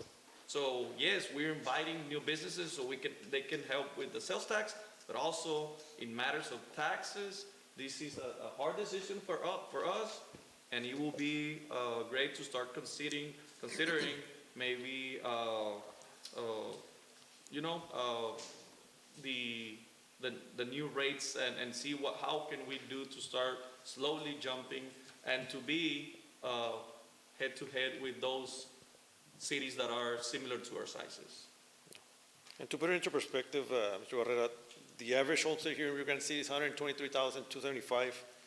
That would mean that the average house here would pay $12.51 more. Can you repeat that total? $12.51 Per year? more per year. 12, okay. If they go up 1 cent, If we adopt the 53 cents right now. I mean, what's the difference between the last year's and this one if we adopted 53? It's less than a penny. Well, last Like year in- was a yeah. 0.52, 1090. Are you asking how much they would pay? Yeah, like a penny. Let's put it just like that. $12 or something. Yeah. Every penny will go $12 to houses that are valued at $123,000, right? So if the house is valued at $250,000, that's $25. Yeah. Okay. Okay. Do we have a motion? Yeah, I have for 4E, I move that the foregoing ordinance for the city to adopt a property tax rate of 0.53 per $100 valuation with a maintenance and operations rate of 0.393113 and the interest and sinking rate of 0.136887. This tax rate will raise more taxes for maintenance and operations than last year's tax rate. And the tax rate will raise taxes for maintenance and operations on a $100,000 home by approximately $10.15. Very well. Do we have a second on the motion? A second. This Motion one- has been seconded. vote, right? Now it's open for, Record vote. Record vote, individual. okay. Before discussion? Oh, I thought you had. No, I'm not yet, sorry. we're gonna open Okay. discussion. Yeah. So the motion has been seconded, and at this time, the motion is ripe for discussion among the commissioners. Does anybody have any questions or concerns before we proceed? Already said my part. Very well. Anybody else? No. Okay. So now we need a record vote. Commissioner Ariel Barrera, if you're in favor, say aye. Raise Aye. your hand. Mayor Gilberto Falcon, aye. Commissioner Olivares? Aye. Commissioner Eudolio Barrera? Aye. The motion carries at this time. Thank you, Mr. Cantu. Now we move to the following item, which is F, discussion of possible action to approve the first reading of ordinance 2025-10, an ordinance adopting the proposed budget for the fiscal year 2025-2026, City of Rio Grande City municipal budget for October 1st, 2025 to September 30th, 2026, providing an effective date. Mayor Commissioners, in front of you, you have a proposed budget book. We're not going to go over the whole book, but I did also provide a budget executive summary that's going to summarize everything that we went through on a very successful budget workshop that we had back in July. Yes, sir. After that successful workshop, we came back and we implemented the numbers into the budget, and those numbers look as follows. For property taxes, if the proposed tax rate does get adopted, our revenues will increase by $465,000. Sales taxes have remained steady. We are projecting a 5% increase like we've done in the past. I know it's been slowing down a little lately, but with the opening of Ross and the future plans that we have for this upcoming year, we're positive that we can sustain those 5% increases. The interest income is decreased. Our revenues in interest is decreasing by $100,000. I know last year we budgeted at the same rates that we had back in 2023. Those rates have gone down, so our revenues of interest has dropped also, so we're dropping that one by $100,000. Franchise taxes are increasing by $35,000. The administrative transfer that we had from the PUD, which was $793,108, we are removing that one, so that one's no longer going to the general fund anymore. We do have projected a land sale that's going to bring in $750,000 for the general fund revenues. If that happens, I still implemented those numbers here in the budget. As far as expenditures, the department went through a reorganization. We merged the Public Works Department to the Water Department, saving the general fund a little over $1 million. Again, as we discussed previously, the Water Department is doing great in their revenues. They will be able to sustain the merge of the Public Works Department into their department and still make some money left over, so we'll go over that in a bit. We implemented a pay scale that's benefiting over 100 employees of the city. That pay scale is costing the city over $300,000, just a little over $300,000. Our insurance for liability and property increased this year by $75,000. That's an additional increase from the previous year, which also increased around $65,000. So we've seen an increase in that insurance over the last 2 years of close to $140,000. The new services and staffing, we're adding an animal control department. That's going to cost us a little over $200,000. We're adding 3 firefighters to man a substation that we're planning on opening on the west side of town. Those 3 firefighters, budgeted for half a year only, is costing the city $135,000. We're budgeting for 2 secretary positions for departments that currently don't have a secretary position. And our utilities, over this year, we've added a lot more lights, street lights. The parks are being used a lot more for events that are being organized at the park, so we're budgeting $60,000 more in utilities. One-time projects that we have projected or budgeted for this year, we have a street paving and staff. That's going to cost us $300,000. That's what we're budgeted for this year. That one's going to continue depending on how this first year goes, but we're planning on purchasing the equipment to have our own department to pave the streets. We're implementing a food pantry project that's going to cost us $70,000. We're purchasing some land, some park land. That's going to cost us $150,000. That's going to benefit the whole community. An ongoing project, we have the library expansion of those are carrying over from last year because of course, those projects take longer than expected. So we budgeted them last year, but they didn't go through, so we're just transferring that money over to this budget. That's $100,000 for the library expansion. The animal kennel expansion and the fire substation is going to cost us combined $300,000 that we are budgeting for that one. For the operating surplus, the general fund is looking at $180,000. I'm sorry. The general fund has $241,000 surplus projected for this fund balance. Again, we're leaving $180,000 there. I know it looks like we're bringing in a surplus, but like I mentioned before, we're adding a purchase or the selling of land for $750,000. If that one doesn't go through, then that means that the budget would be at a deficit. We're positive that it's going to go through this year, so we're budgeting for it. We have to leave close to $190,000 there for the following year because, as I mentioned, we're hiring 3 firefighters for half a year this year, so the following year we're going to have to budget their full salaries. That will be an additional $180,000. After this budget cycle, the fund balance is projected to have $5.3 million in its fund balance. I don't know if there's any questions or concerns here for the general fund before we move. No questions, sir. No questions? Not at this time. Thank you. Do we have a motion for approval? Yeah, I move to approve 4F on the first reading on the foregoing ordinance of number 2025-10. Second. Forego the reading. For further reading? Forego the reading. Yeah, see, I did mention. Okay, we're going the reading. The motion has been second. All of those in favor for approval, say aye. Aye. Aye. Record. Commissioner Ediel Barrera? Aye. Mayor Falcon? Aye.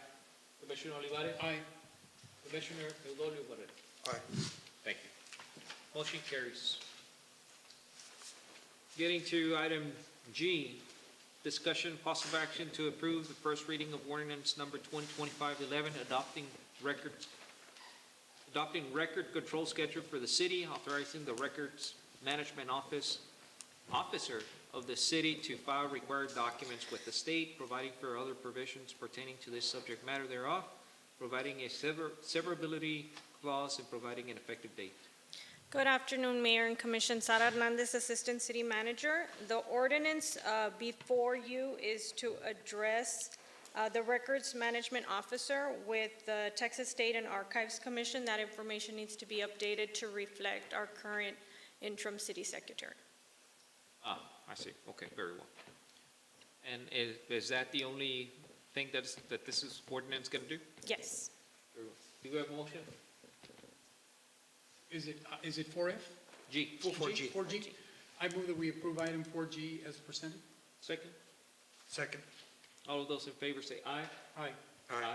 Motion carries. Thank you. Thank you. On to H, discussion and possible action to approve the first reading of ordinance number 2025-12, an ordinance amending and restating the city's personnel policy. The ordinance furthermore provides for an effective date of October 1st, 2025. Mayor and Commission, we're working together with our city attorney and our HR department to update our personnel policies and employee handbook. As recommended by our legal team, we needed to look at updating it with state and federal laws and ensure that we have every policy in place in this handbook that protects the city and our employees. Very well. This is a first reading, right? Correct. So And we Ms. are still reviewing that document. We have some minor edits, information we would like added to this, so we'll be working closely with Mrs. Garcia on that. Okay. This document was prepared by you, Ms. Garcia? Yes, so once we receive the feedback from city manager, assistant city manager, HR, and finance, we're going to send it out to all of the departments so that you can also review it, and please send us feedback on what you'd like to be included. We're also going to add some conflict of interest forms and other forms that typically you have to go dig for, so we're going to have them embedded in the policy. So it's a complete overhaul. Very well. Okay. Does this amend or replace our? It's going to manual? it's going to replace, I know that it says amend and reinstate, but if we, I believe if we do it this way, we have to identify everything that we're amending. This is a complete new. It's like an manual. overhaul? Okay. Yes, sir. Very well. All right. Thank you. That we approve the first reading of ordinance number 2025-12 as presented. Second? Commissioner? Second. Motion has been second. All of those in favor, say aye. Aye. Aye. Aye. Motion carries. Section 5, resolutions. A, discussion and possible action to approve resolution number 2025-26, Starr County Multi-Jurisdiction Hazard Mitigation Plan Statement of Intent to Participate. Captain? So on this resolution, Mayor, Commission, as an ongoing initiative to provide necessary updates every 5 years to our local multi-jurisdictional hazard mitigation plan, FEMA requires communities to update the plan every 5 years in order to be eligible for the full range of federal funding for mitigation purposes. Entities part of this plan, as you all know, include Starr County, City of Escobares, City of Roma, the Roma School District, City of RGC, in association with the South Texas Development Council. I see. Very well. So this mitigation plan, Captain, this is, do y'all meet quarterly, or how does that? I'm not sure on that, I'm not part of this, of this committee, but Okay. the 5 years are up, so they have to Okay, so revisit they the have to plan, do and it, okay. yes, Perfect. And this is to qualify for funding and grants and things? the like? correct, Yeah, they need the mitigation plan, correct, for funding. right. Very well. Okay. Do we have a motion? I move to approve 5A, as presented by. Second. Captain. Second. Motion has been second. Questions, concerns about the plan? Good plan. All of those in favor say aye. Aye. Aye. Motion carries. Mayor, at this point, staff recommends move 5B to executive session to discuss with legal. Very well. 5, Do we need a motion to that effect? Yes, sir.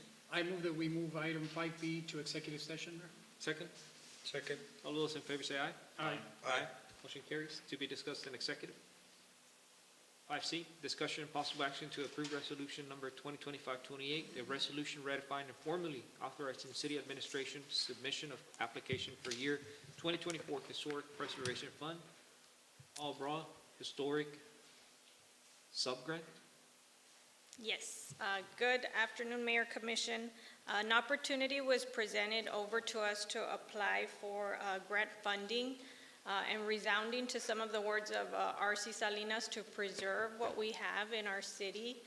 We have our Fort Ringgold, we have our historical downtown.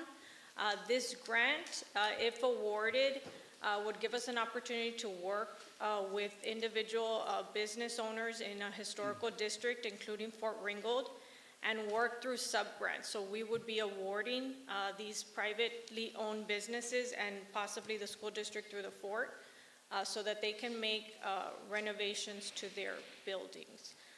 This resolution will be as an act to ratify. The application has actually already been submitted so that we can meet that deadline. They gave us a 3-week window to apply. And we worked with our legal team, including Pedro Treviño, who's here with us today, to rush this over and ensure that we would apply because it's a great opportunity. We could apply for up to $750,000. So we have our fingers crossed, really hope that we are awarded these funds because I think it would make a significant impact on our historic district. If there's no discussion, Mayor, I would like to I further discussion. would like to just say something briefly. I do want to thank Sarah and Mr. Treviño and staff that helped us get photos, including drone footage. And we were in the fort taking pictures ourselves, and the school was very gracious to give us a letter of support within 24 hours of request. So this, I don't want the idea that it's only a fort project to be spread because it really is going to entail many properties that we've been able to identify. So if we were to get awarded, it would be the first in Texas. So we're really hopeful. So pray for us. Good job. And I think we're fortunate to live in a community with so much history around us. Sometimes we have a tendency to take it for granted, you know, and we need to do our best to preserve this and to promote it. With that in mind, Mayor, I would like to make a motion to approve item 5C as presented. Very well. Second? A second? Motion has been second. All those in favor say aye. Aye. Aye. Thank you.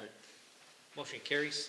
Question for the rest of the commissioners and administration. Do we have any other items that we want to address in executive? What I wanted to do is perhaps make a motion to go to executive at this point so that we can allow our directors to go have lunch and we'll come back. You can move executive. But do we have any other items that we want to address in executive before we move? Yes, Which one? the scoring. I'm sorry? The scoring, which would be. The scoring. Which one is that? The scoring. Item. 6E? No, 6. Yes. Seven what, I'm sorry? 7D. 7D, do we have a motion to address that in executive session? Yes, Mayor, I would like to move that we discuss item 7D in the executive session. Second. All of those in favor say aye. Aye. Aye.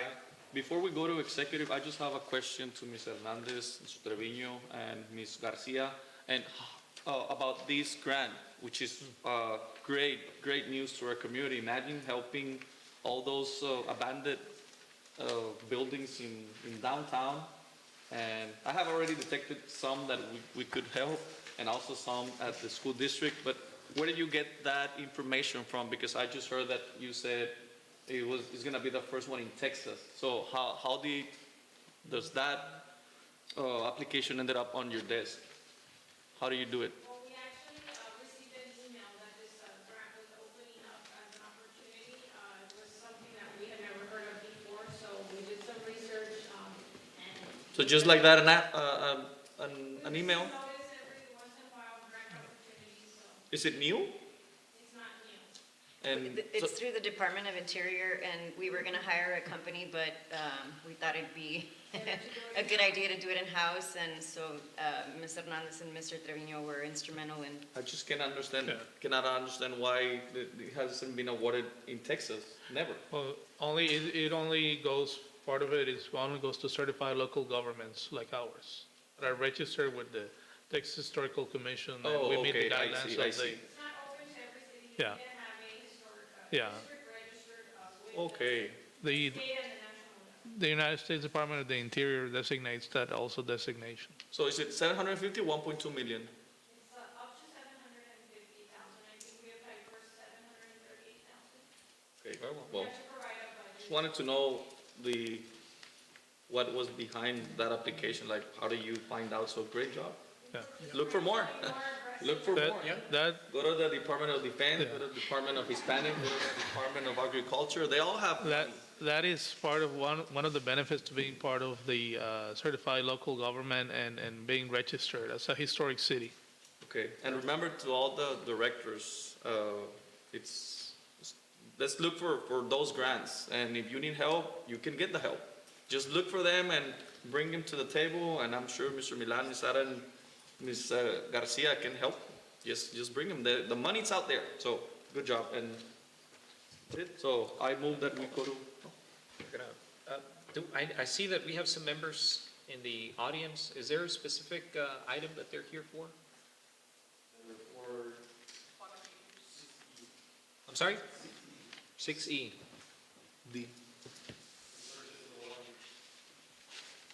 The purchase of what? Oh, is that, which company do you represent? Oh, yes, Aquaworks, yes, I met with you last week, yeah. Yes, oh, of course, so, Can we address them? yeah, we can address it. Okay, at this point, we're gonna Leonel can give us a brief explanation, just so you know. We're going to be moving to item 6E, discussion and possible action to approve the purchase and installation of new meters with Aquaworks under Drinking Water State Revolving Fund, project number 63011 with the Texas Water Development Board. Mayor Commissioners, the gentlemen are here if you have any questions for them, but I asked them to be here.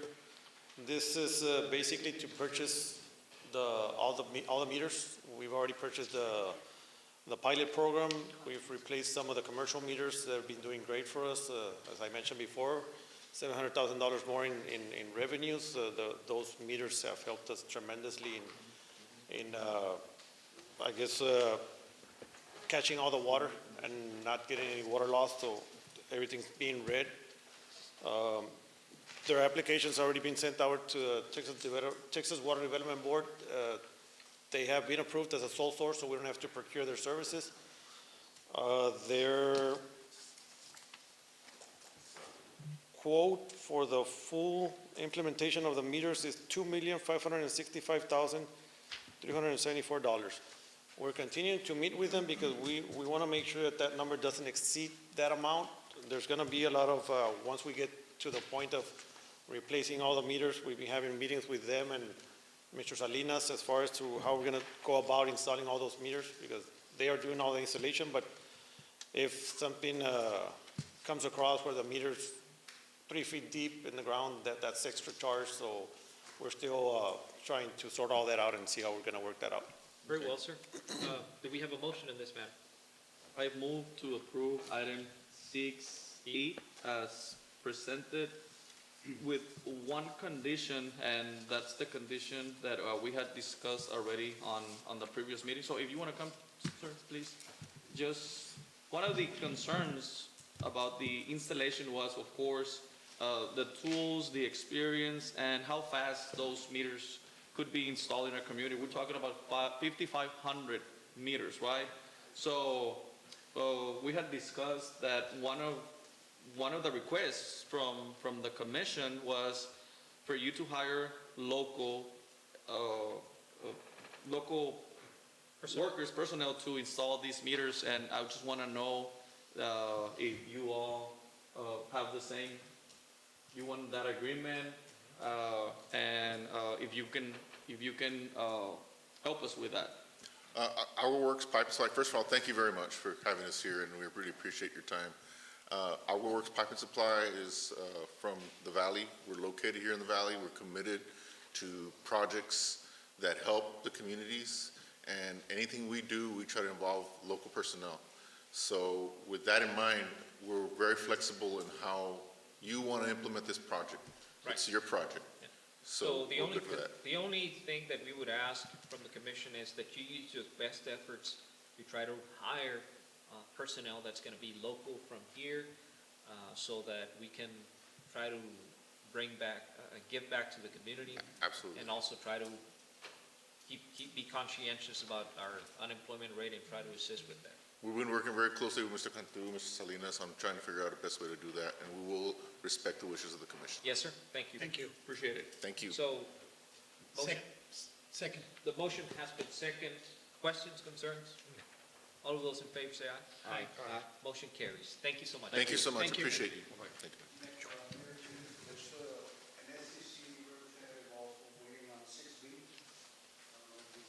Yes. Yeah, we can definitely address that.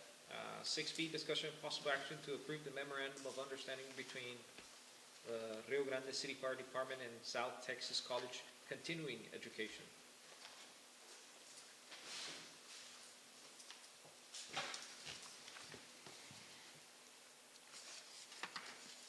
So that's for your consideration on this MOU that is needed clearly to identify our partnership with South Texas College for their fire academy. Several of our fire personnel are certified instructors. Therefore, they are ready and willing to share their knowledge and skills with the cadets. Our role would include assisting with instruction and demonstration of equipment use. In return, the fire department may utilize STC facilities, fire training equipment when necessary and requested. And I don't know, sir, if you want to come up here and introduce yourself? I move to approve item 6B as presented. Second. Has been second. All Good. those in favor say aye. Aye. Aye. Motion carries. Thank you so much. Thank you. 7F is the last one. 7F, Yes, sir. discussion of possible action to approve construction plans for the Rio Grande City downtown rehabilitation improvements on Brigham Avenue, TX CDVG contract number CDM 240074. Good afternoon, Oneida Garza with the Projects Department. This is going to be for consideration for the approval for the construction plans for the downtown project, which is rehabbing Britton Avenue. We do have a Sames engineer, Mr. Christopher Hinojosa, here to present the plans to y'all.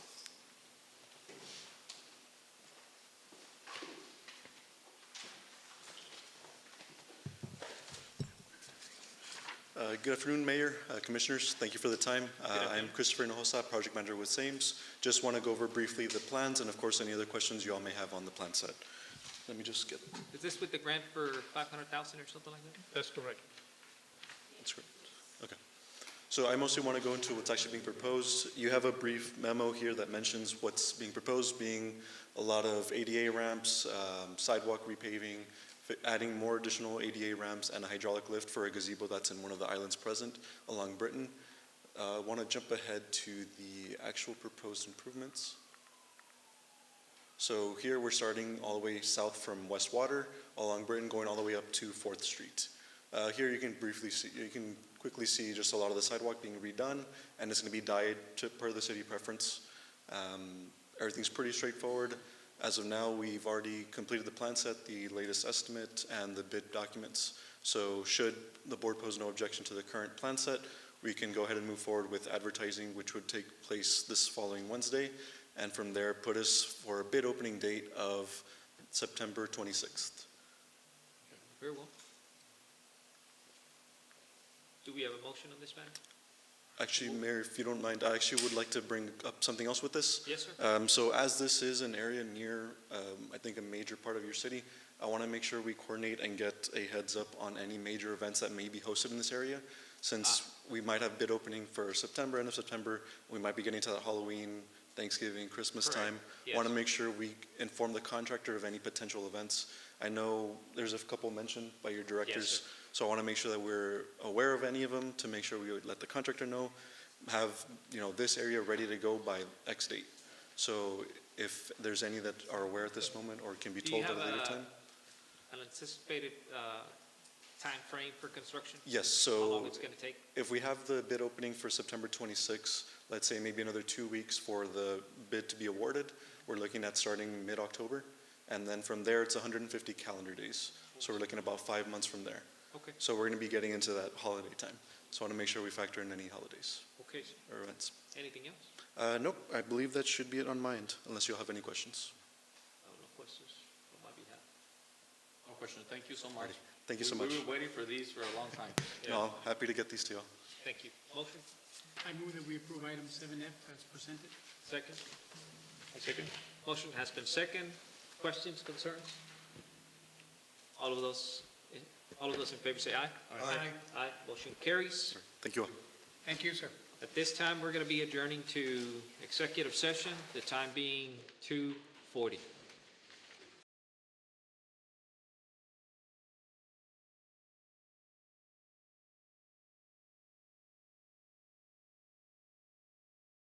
Welcome back to another episode of The Real Review. On this week's episode, we will be reviewing the latest events and information from the city of Rio Grande City from August 7th to August 14th. What a better way to wrap up an amazing summer than with a special visit from the Butterfly Lady. Our young readers from the Rio Grande City Public Library were absolutely captivated as they explored the life cycles of butterflies. The students not only learned but also had the incredible hands-on experience of interacting with live butterflies and participating in a special release ceremony. A huge thank you to the Butterfly Lady for bringing such a unique and educational moment to the life of our kids. Until next summer, keep reading and exploring. We're excited to officially welcome Dante Title to the heart of Rio Grande City. Their first business mixer was a resounding success, bringing together professionals and community members in celebration of new beginnings. On behalf of the city of Rio Grande City, we extend our warmest wishes for continued success and prosperity. Rio Grande City Parks and Rec proudly celebrated our track and field state qualifiers and their incredible coaches. These outstanding athletes represented Rio Grande City, Texas with heart, hard work, and determination at the TAAF Game of Texas in College Station.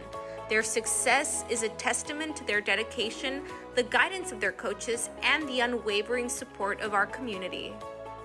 On behalf of the City of Rio Grande City, the Planning Department, and our City Manager, Gilbert Milan, we proudly congratulate Jaime de Leon on earning his Texas Code Enforcement Officer certification. We are grateful for employees like Mr. de Leon, whose commitment to excellence helps our city thrive. Our supervisors and directors recently participated in a specialized training led by TML designed to strengthen Rio Grande City's departmental culture. This tailored program ensures that every department is aligned, collaborative, and performing at its very best, working together to serve our community with excellence.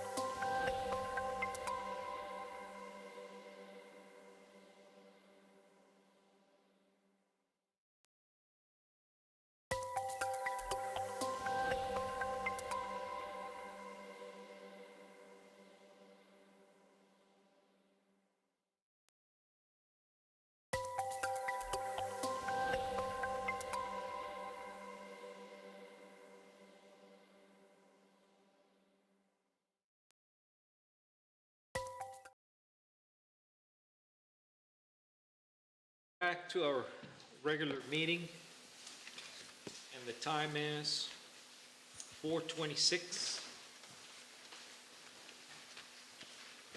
We're going to go back to item number 6, contracts and agreements, 6A. Discussion and possible action regarding, I'm sorry? 5B. True. 5B, actually.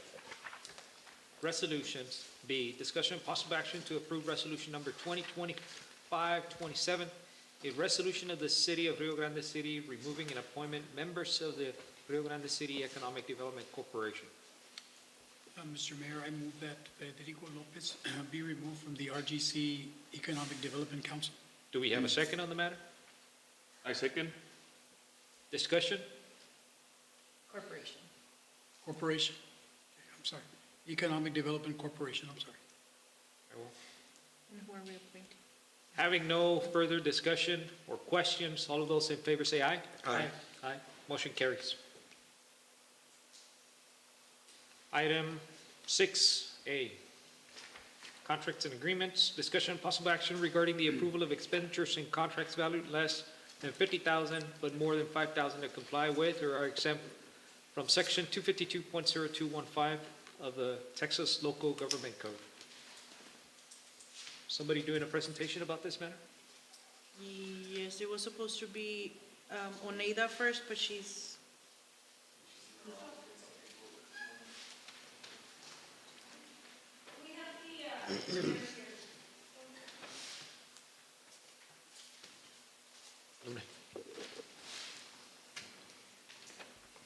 So that's for this invoice, yes. You know which one this is? Yes. Okay. And also 315. This is 315. Okay. 360. Because there's several, so I'll let you go. Mayor and Commission, the invoice, the first invoice is for Half Associates. My name is Jose Luis Flores. I'm the engineer that's currently on the project. The total is for $24,000 with $60. It is part of the EDAP phase 1 for the water system improvements. The main one is the first line item. It's TWDB facility engineering plan. So at half, we have several disciplines that came and reviewed the old water treatment plant and provided an assessment on it. And we are gathering all that information to submit a report to the city at I want to say it's mid-September that we will be submitting a report to you guys on our findings at the old water treatment plant. Some of the charges do come with the water system model and water system pressure testing. The water system model is an overall model of your water system. So we actually go out and we take pressure tests from Las Lomas, Alto Vista. So we have all that in a model, and we're more than happy to present, right? Whenever anybody wants to have a workshop, we can go ahead and set that up. Yeah, so that's mostly what this invoice is for. Let me see if we have. Very well.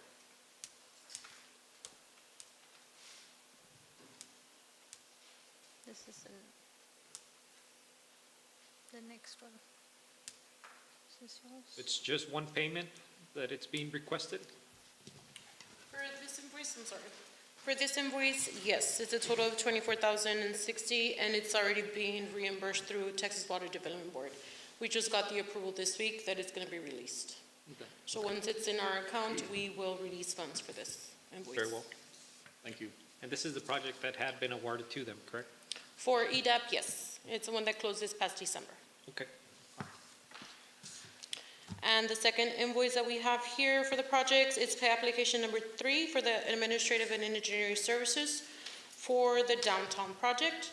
This pay application involves 2 invoices, one for grant works, which is a total of $9,300 for all the documents that they were submitting to TDA, and also as the engineering for SAMES, which is $22,500, which was for the 100% plans that were presented earlier. Correct. Okay. And these will be reimbursed by TDA 100% as well. Thank you. And I also have here 2 other invoices. That is for the wastewater treatment plant. It's one for an October payment from last year and November of last year for Milton and Hunt. We already received the pending reimbursements for the design and the surveying services from NAB Bank this past July. Any pending payments that we were pending to be reimbursed were already reimbursed. So these are other invoices that were pending to be presented. Okay. The ones from, okay. The ones from Meldon and Hunt, they're for, These are for design of the collection system. The one for October is $53,170. That will be reimbursed from NAB Bank. And the other one is $8,890. That is for the design phase, preliminary engineering, and environmental. And all of those are also going to be reimbursed from NAB Bank. very well.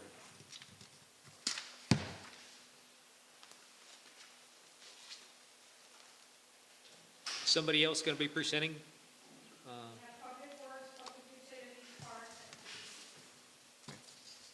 Good afternoon, Mayor, Commission.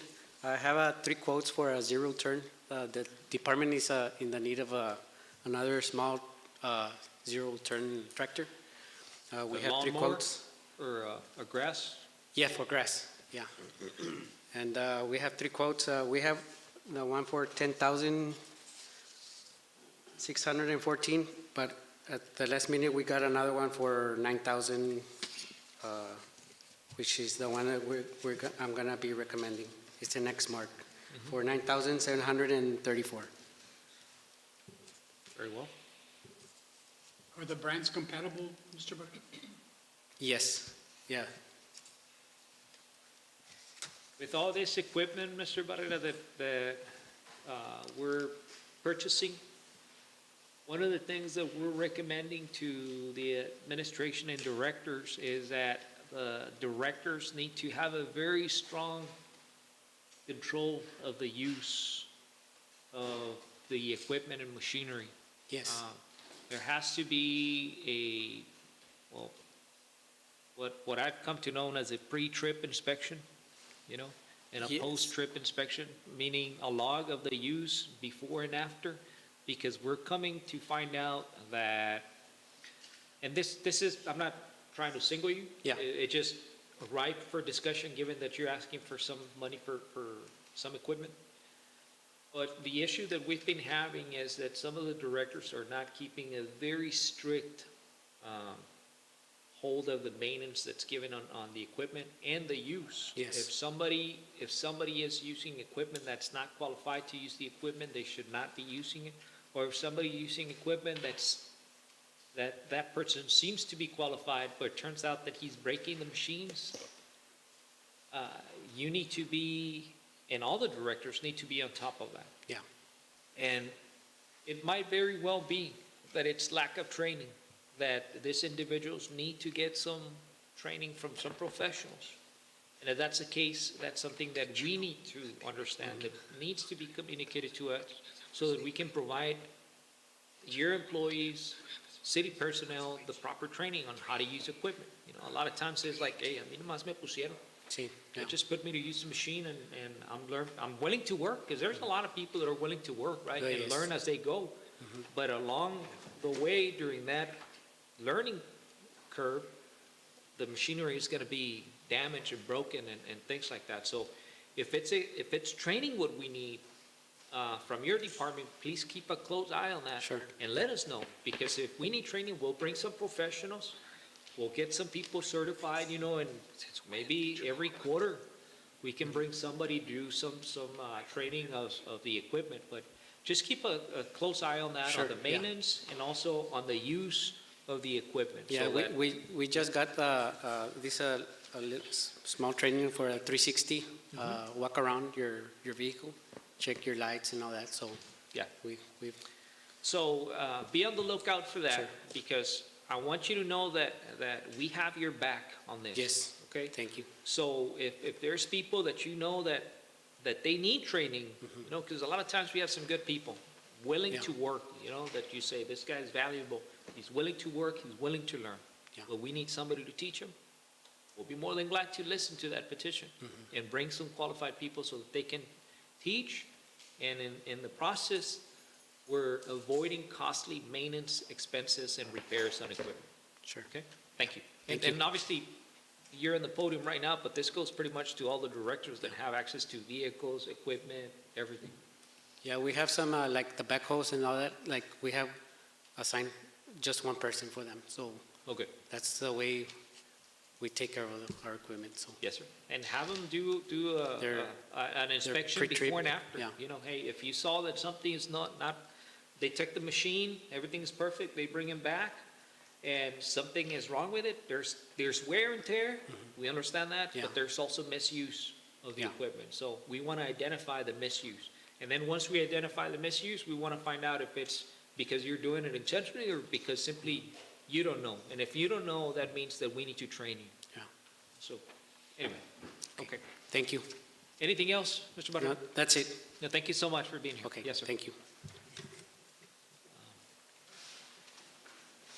Before we proceed, do we have any questions about this matters? The bills that have been proposed, because they're piling up. No, just on the half associates, what period, I know it says it's been billed 101,000, from what time period to what time period? What's the work that has been done? That's earned money that they claim that it's Yeah. been earned. I don't think that has been paid, but it will be paid off of Yeah. this money. I guess that's for Ms. Oneida or half? Sorry.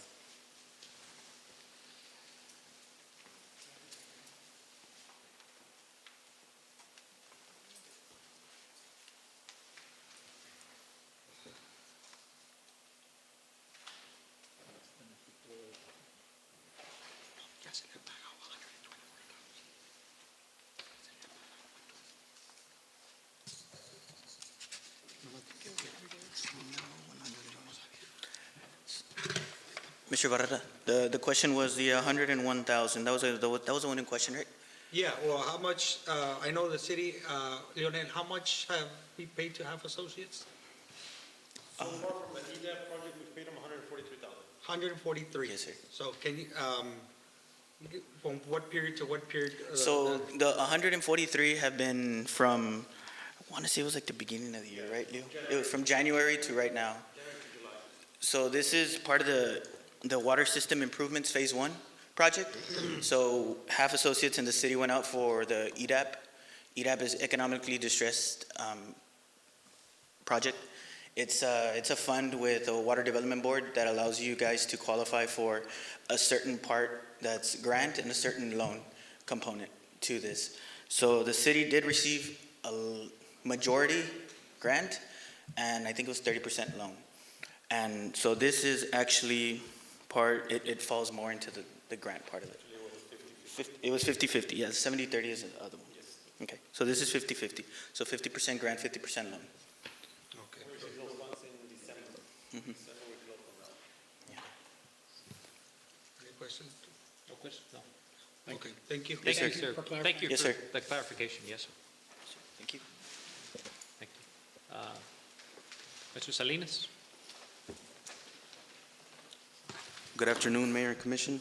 I Good have afternoon, three reoccurring expenses. One of them is Chemtrade in the amount of $24,046 with 85 cents, which is from the ammonium and the Clarion chemicals that we use to treat water at the water plant. I also have Enterprise, which is our monthly lease fleet. The fleet? Yes, it's for 2 months. It's for July and August. That one comes out to $27,094.85. I also have PVS,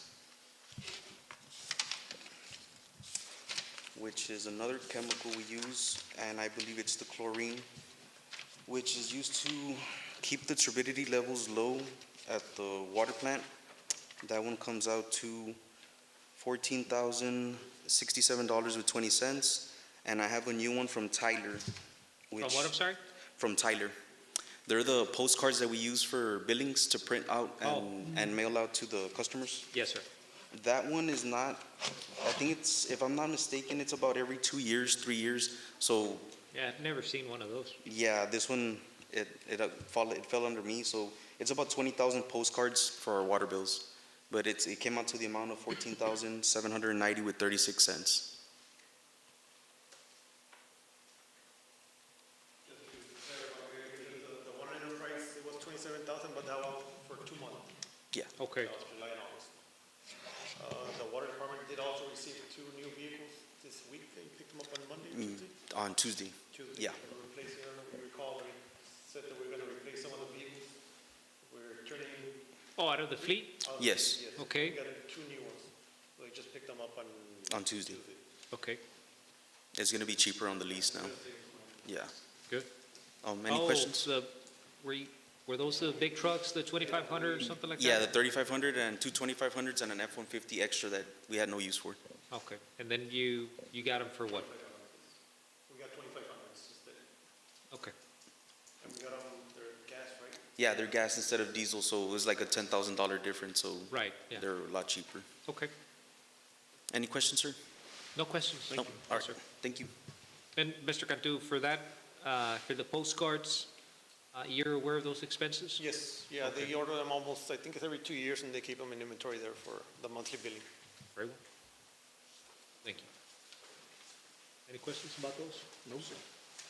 Mr. Trevino? Good afternoon, Mayor and Commission. Good afternoon, The request is, a month and a half ago, we started working on the light enhancement for Fort Ringo. We replaced about 90% of the light bulbs, but throughout the transition, we discovered that some of the ballast, since the light hasn't been used, some of the ballast needs to be replaced. So the quote that we have there, it includes the ballast, the labor, and the equipment needed for the boom lift to replace these items. Okay, and this is, who's going to do the replacing? I have 3 quotes, so I'm still figuring out who is going to do the project. I am leaning to one company because that company has already worked with electricity there at the park, so they already know the schematics and how it's working. So they might go with RT Electric. RT? RT Electric. They're the same company that did the Silver Star Park. Okay, yes. It's not going to be $1 million? No, no. 5,000 says here? Yeah. For their labor, yes. For the labor. Who operates the boom, sir? One of our personnel or? No, them. Them? Yeah, he's a master electrician. He has the certifications to do all this. And this is going to finalize the lighting issue that we have there? This should finalize it. We won't know because we need to bring down every ballast, replace it. Try it out. Since that park or that lighting hasn't been used for an X amount of time, we don't know how the wiring is there. So we still might come up with some other things that need to be replaced. But for now, just for the ballast, we're looking at about 25 to 30 ballasts that needs to be replaced. Very well. How many light bulbs are there? The total there is 86 light bulbs. Let's light it up. Wow. Thank you.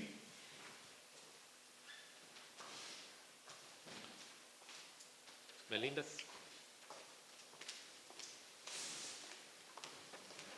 Mayor and Commissioners, Melinda Gomez, Rio Grande City Interim Executive Director.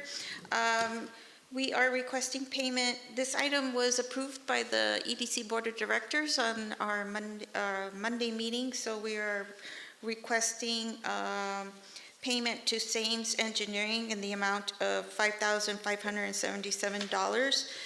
This is for engineering and servicing services for the Los Velas Road Widening Project. This is the final payment for their services. The original contract amount was $23,171.60. Okay. This project has been in the making for the last year, pretty much, no, Mr. Hernandez? Last several years, I want to say it's been about It was 2. one of those projects that was in delayed mode, like a lot of them were. So finally, it's completed. It's a road that's gonna connect. It's the street next to Los Pinos. Yes. Hardwood. Yeah. So it's a done deal. Okay. It's just a payment that has been And this is also for Sames Engineering, the engineering services. Yes. We also have another agenda item, and that's for the construction services. Any other payments? That's Yes, that would be the next agenda item, though. it? Okay, not under this one. Yeah, not under this one. Very well. Okay, anything else, ma'am? That's all. Anybody else? Nope, that concludes this section. Okay. Anybody have a motion to approve all of this payment? I move that we approve 6A as presented. Second? I second. Motion has been second. Questions, concerns? All of those in favor say aye. Aye. Aye. Now we go to the next item, which is 6C. Discussion possible action to approve the payment requested to G8 Utilities for the work performed on the Los Vela Road widening project. Yes, so this is the construction cost of the project, and this is also the final payment of a total of $83,834. Has this work been done, or is it? It's been completed already. It's been completed. We also have a certificate of completion in the agenda. Okay. Has anyone gone out there to Yeah. check it out? It's all the improvements as you go southbound on Los Velas Road, right there. Okay. So Recommending payment of this one at this time? Yes, we do. Yeah. I move to approve 6C as presented. Second? I second. Motion has been second. All of those in favor say aye. Aye. Aye. Motion carries. Thank you. Thank you. 6D, discussion and possible action to enter into an agreement with Raul Hernandez to perform the city's independent audit for the fiscal year 2024-2025. Mayor Commissioners, this is to enter into an engagement agreement with Mr. Hernandez to do our audit for this fiscal year that we're currently on.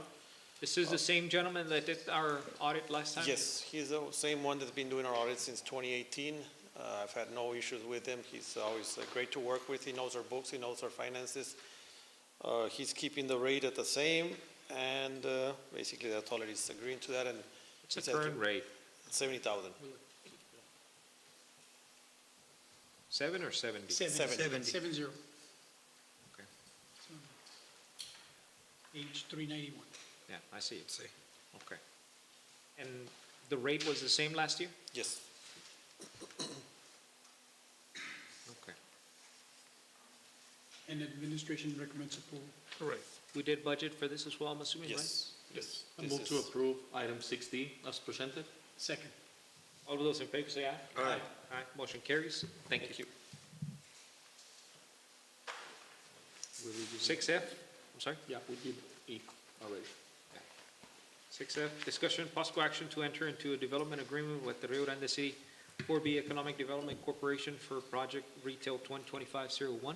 Yes, Mayor and Commission, we're currently working with our EDC on a possible retail project that involves city real estate.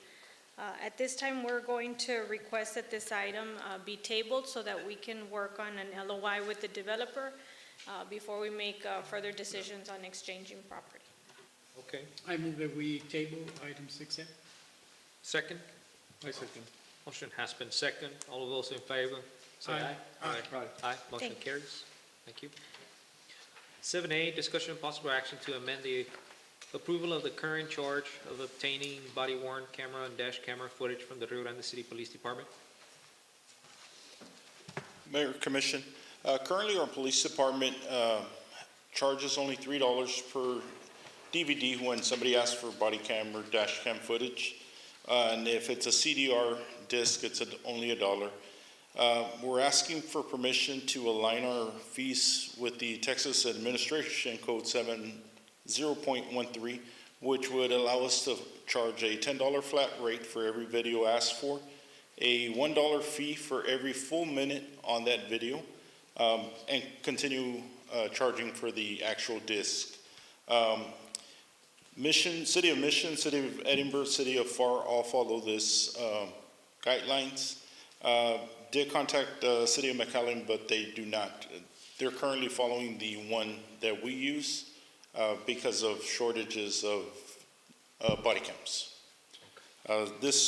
All these funds that we collect help our Crime Stoppers with the Toys for Tots, back to school shopping. So it would increase the amount of money that we charge because we get tons of requests. Do you get a lot of requests? That's what I was going to ask. Yes, we do. Whether it's from citizens, private citizens, or attorney's office, insurance companies. Of course, anything that is over $40, we are going to have to send them a letter, which I will get with legal to make sure that we got everything in order. I do have a draft of it, how other cities type it out, but we will start. If approved, it wouldn't start till possibly we'll set a date for September. So any requests prior to that, we'll still charge the old rate. Okay. Do we have a motion on this one? I move to approve 7A. Second. Second, all of those in favor say aye. Aye. Motion carries. Thank you, sir. Check.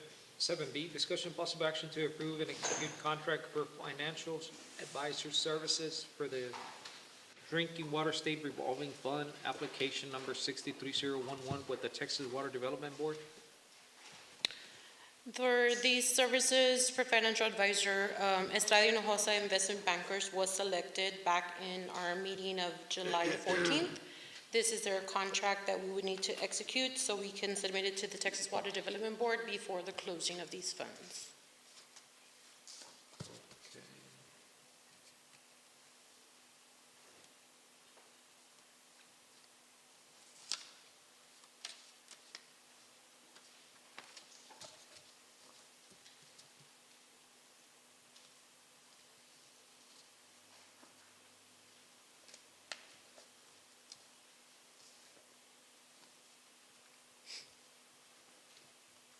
Ms. Garcia, have you had a chance to review this I have contract? not, I would ask that this be, or did I send it back to you approved? I had sent it to you when they sent it to me, but I didn't get a reply Okay, back. subject to legal review. You can approve it subject to legal review. Okay, yeah, because I think that I had seen, I remember at one point I had seen a contract and there was some questions that I had, and I don't know if this is the same one or if it's just a different one.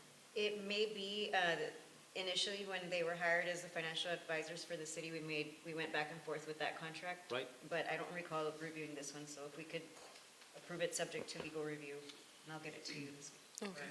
Yeah. Tomorrow. Okay. I move that we approve item, is it 7C? 7B. 7B? Yes, sir. 7B, subject to legal review. I second. Motion has been second. Questions, concerns? All of those in favor say aye. Aye. Aye.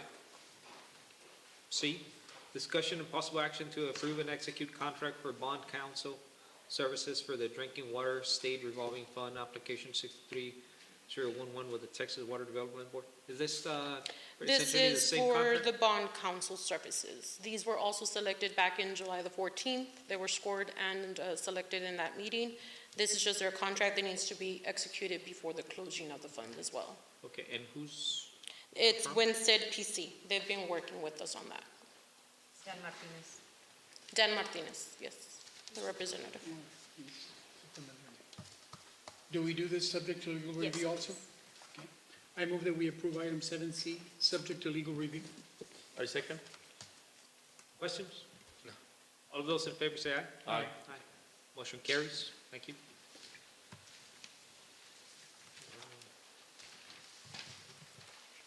And I believe there's going to be a motion on 7D, discussion and possible action to approve to score and select firm for engineering services to enter into an agreement for the Drinking Water State Revolving Fund application 63011 with the Texas Water Development Board. Are you going to be tabling this item? Yes. Mayor, this time I would like to table item 7D. Second? Second. All of those in favor to postpone and table this matter, say aye. Aye. Aye. Motion carries. Matter stands postponed. E, discussion possible action to award bid for the public library expansion project. ¿Quiere como Yanira? There you go.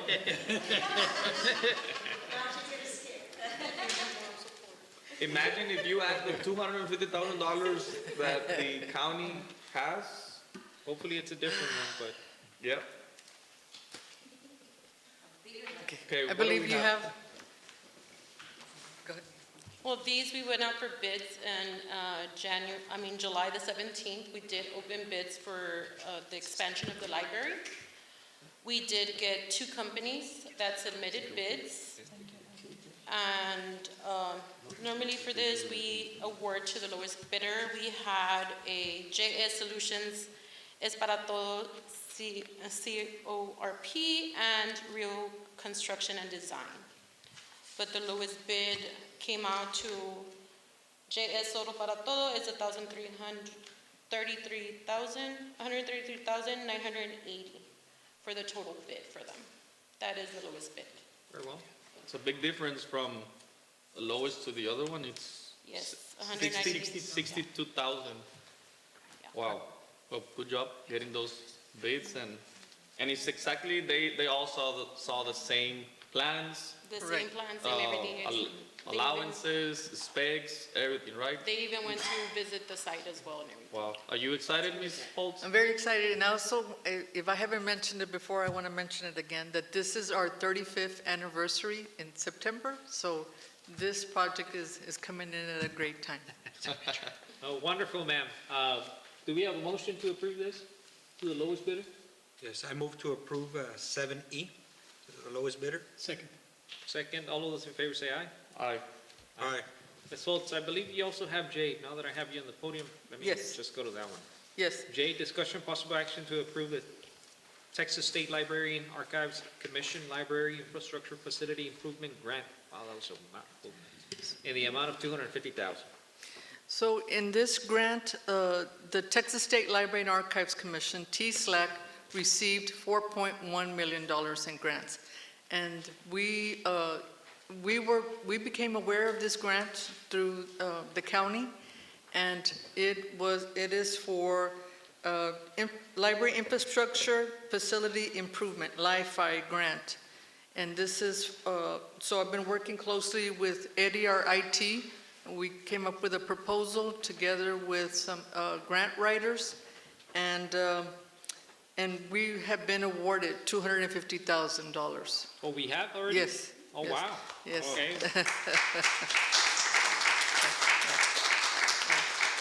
And what I do want to stress is one of the things that was helpful for us is that they were looking for accredited libraries in Starr County, and we are the accredited public library in Starr County. Nice. There you go. So once we receive the official documentation, we've already been in conversation with our legal attorney, Ms. Garcia, so we'll follow Does through this with one that. carry a match?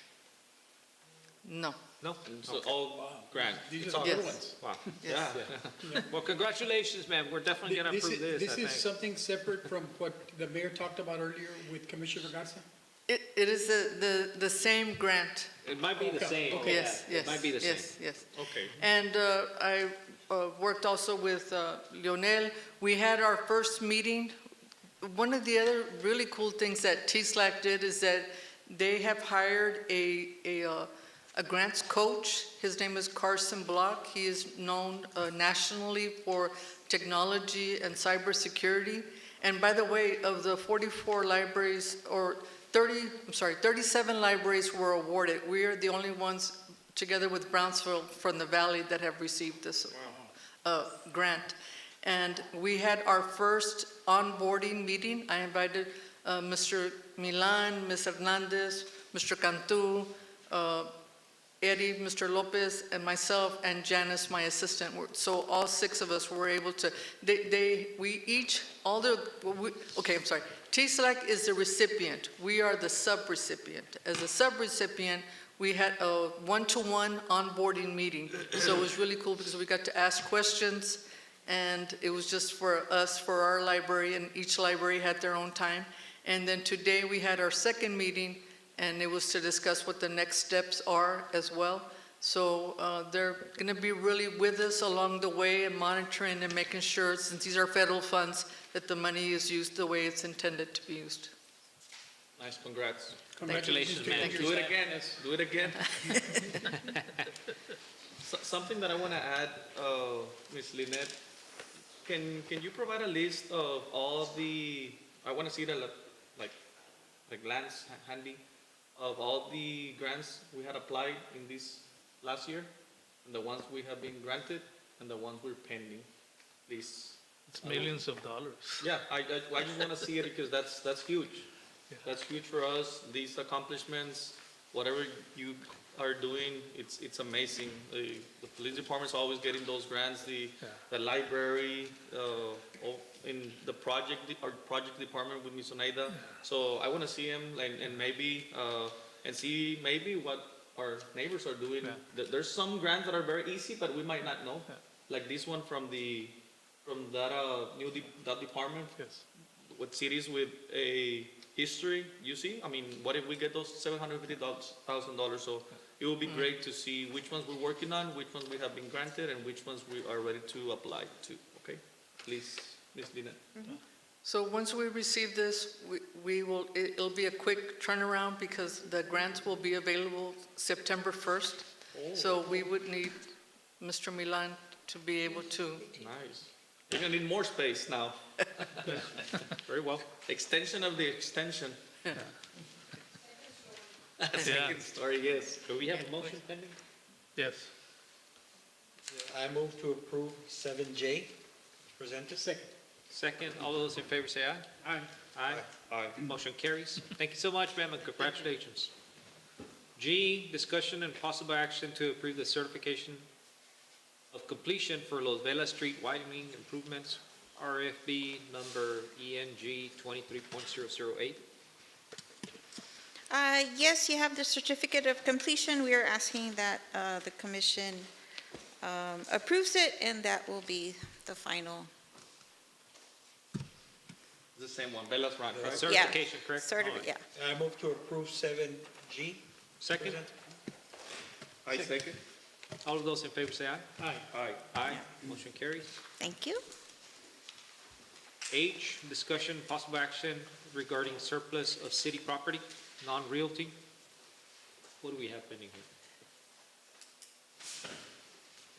This one, on behalf of administration, Mayor, we have the previous chairs we used to have here in chambers. Yes. It's about 45 of them that we have no use for them anymore. And also it's 21 backup batteries that Eddie has stored there that we are going Backup to dispose. batteries? Yes, What kind of batteries? they are for the server, right, Eddie? Oh. They were replaced. Okay. Barrera? And Dispose it? they're gonna go to the auction, or what are we doing with the chairs and all that, or disposing of them? Dispose, Outright disposal? yeah. Okay. The batteries, I believe, I had spoken We to can't Roy. donate them to charity or somebody? They would give us $5 at O'Reilly. You don't know if any of the local churches might need the chairs? Are they auctional, or? We can ask. Some of them are. I mean, The if rest are ripped. because they were here, right? Yes. And Most of them are ripped though. And, well, I would just hate to just put them on the trash if somebody can give, put them to some good use. For a deer blind. There you go, yeah, sure. Do just do an inspection, Yeah, the they- ones that are torn. They can be put So next to what the I trash propose can, is huh? this, that we do a motion be put to next to the donate trash them to can. charity. Donate them to charity, put a deadline, and if we don't get positive feedback to where people are picking them up, we'll just discard them, we'll get rid of them. But make a flyer, keep them there for, I don't know, 30 days, 2 weeks. And then if we can't dispose of them to a charity or to people that want to pick them up, then we'll put them on the trash. But I think I think they're gonna go. I mean, chairs, people will upholster them. Yeah. It was just the chairs and the batteries that we're getting rid For, of? on my end, yes, and Joey. The batteries to O'Reilly's? No, the batteries, I don't If know. y'all approve, we'll Yeah, because, dispose of them there. yeah, because those you can't dispose of Yeah, right no, in all a right, regular that's fine. trash. No. Yeah, okay. And on the police department side, this vehicle actually belongs to the Boys and Girls Club when it was opened years ago. This is a 2000 GMC van that is just taking up space. There's no use for it. If approved, we'll have the South Texas engineers pick it up when they come pick up other vehicles for auction. Okay, And that would go to the general fund of the city. right, okay, very well. Okay. Anything else? No. Okay, well, the motion, I believe I can do is- Okay, okay, Yeah, go ahead. I'll move to approve the disposal of the van for the police department, the batteries at the local O'Reilly's, and then our chairs to go to charity, the ones that are in good conditions. Very well. Second? Second. Motion has been second. All of those in favor say aye. Aye. Aye. Thank you. Motion carries. Aye, discussion, possible action to purchase, .356 acres from Peña Family Central Palm Realty LLC located adjacent to Silver Star Park. At this time, I'm going to be making a motion that we purchase the property for $150,000. We have submitted the contract to the Peña family, right? Yes, sir. But they have not given us a definite answer. But I would suggest that we just approve the item in case they'll send, subject to the contract. That way, if they submit it and we don't have a meeting, we don't delay this project any longer. Okay. I think that, That's a good motion, Mayor. I'll second that motion. okay. All right, so the motion is going to be for approval of this contract for $150,000, subject to the contract being executed by the Peña Family Central Palm Realty LLC. And reviewed by legal and counsel. Correct, to be reviewed by legal and counsel. Okay. Subject to be reviewed by legal and counsel. Okay, second? Second. Has been second. All those in favor say aye. Before we vote, can you just add a little bit more on this one? Yes, sir. What are we buying and the reason behind it? Yes, sir. Please. So, this is a parking lot that's next to the Silver Star Park. This is the park that's located on 3167. This is the park where Director Mark Trevino just told us that we installed some new lighting. It's a great park. It's got a lot of attraction from our citizens. A lot of kids go play there, soccer, softball, they go run. I mean, it's very active. The only problem with it that it doesn't have a parking lot. So at some point, we had been borrowing a parking lot from the Peña Family LLC. At some point, they were in discussions that they were going to sell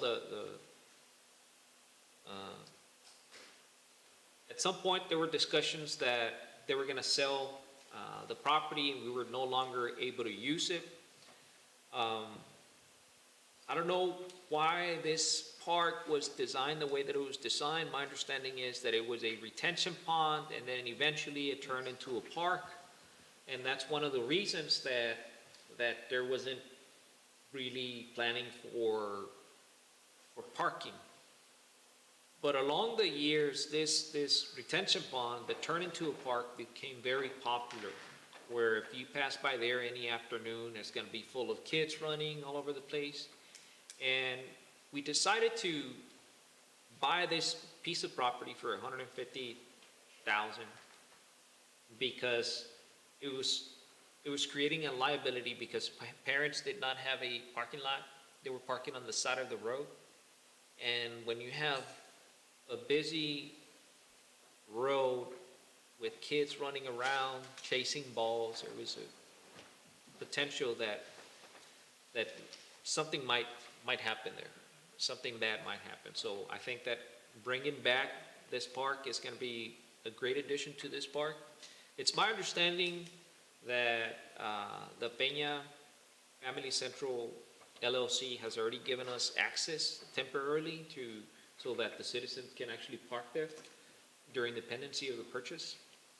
So I'm happy to hear that because parents no longer have to park on the side of the road.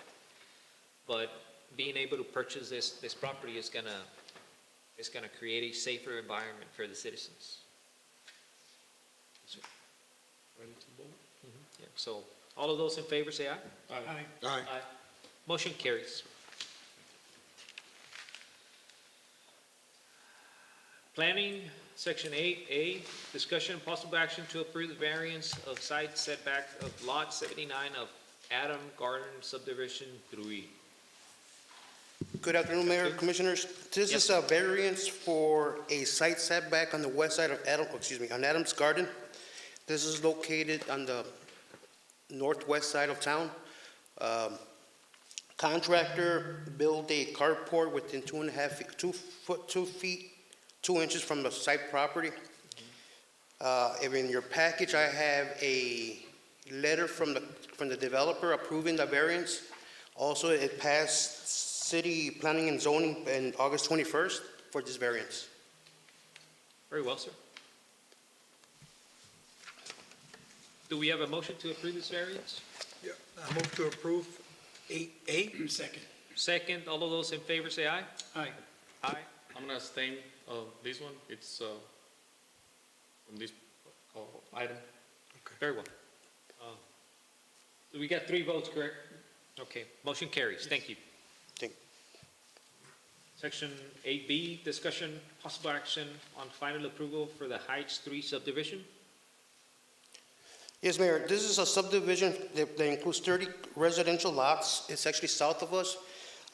All infrastructure has been inspected by the city staff.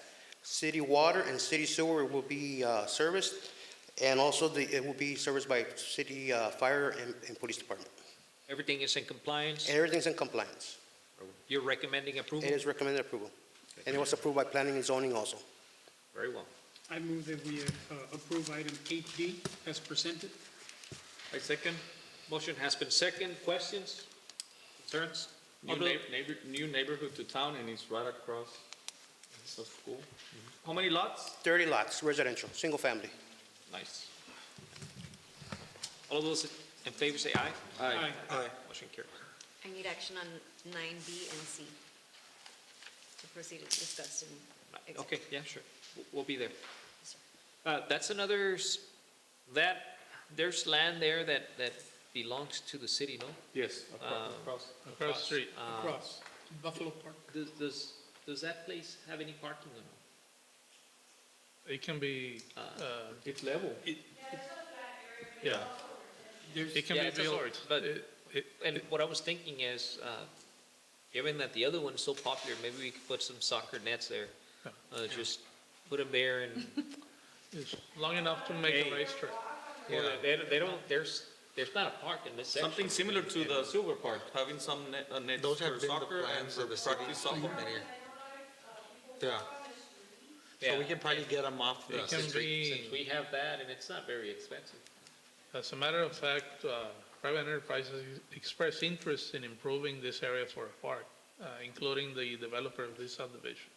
Yeah, if we can perhaps, it's convenient for them because it's gonna make it more attractive for their subdivision. So if they wanna partner up with us or give us some money, essentially. It's similar to the Silver Star Park situation where it started as a retainage fund, but to make better use, to enjoy the land, not just be there for waiting for water, you can create a park. Which is probably never gonna So, come. No. maybe, Mr. Trevino, if you could start looking for a grant somewhere, or if we don't necessarily need a grant, come up with a plan, or talk to the developers and Maybe say, the hey, developer can this is partner with gonna us. raise the value of your land, you know? We're trying to put something here. Super splash. Oh. Okay. We can dream. Yeah, En el río. Just land that plane right now. Let's go to item number 9B, Martin? Yes, sir. Okay. There was nothing pending on 9A, correct? No action? No. Okay. It's item 9B, 10. consultation. I'm sorry? It's item 10. 10B. Reconvene after executive session. Okay, So I'm sorry. it's 10B. Yes. 10A, no action. 10B, discussion possible action regarding various legal and real estate matters, DC 24473. I move that we approve action as discussed in executive session. Second? I second. Motion has been second. All of those in favor say aye. Aye. Aye, motion carries. Going to 10C, discussion and possible action regarding various legal and real estate matters, DC 24510. Again, I move that we take action as discussed in executive session. I second.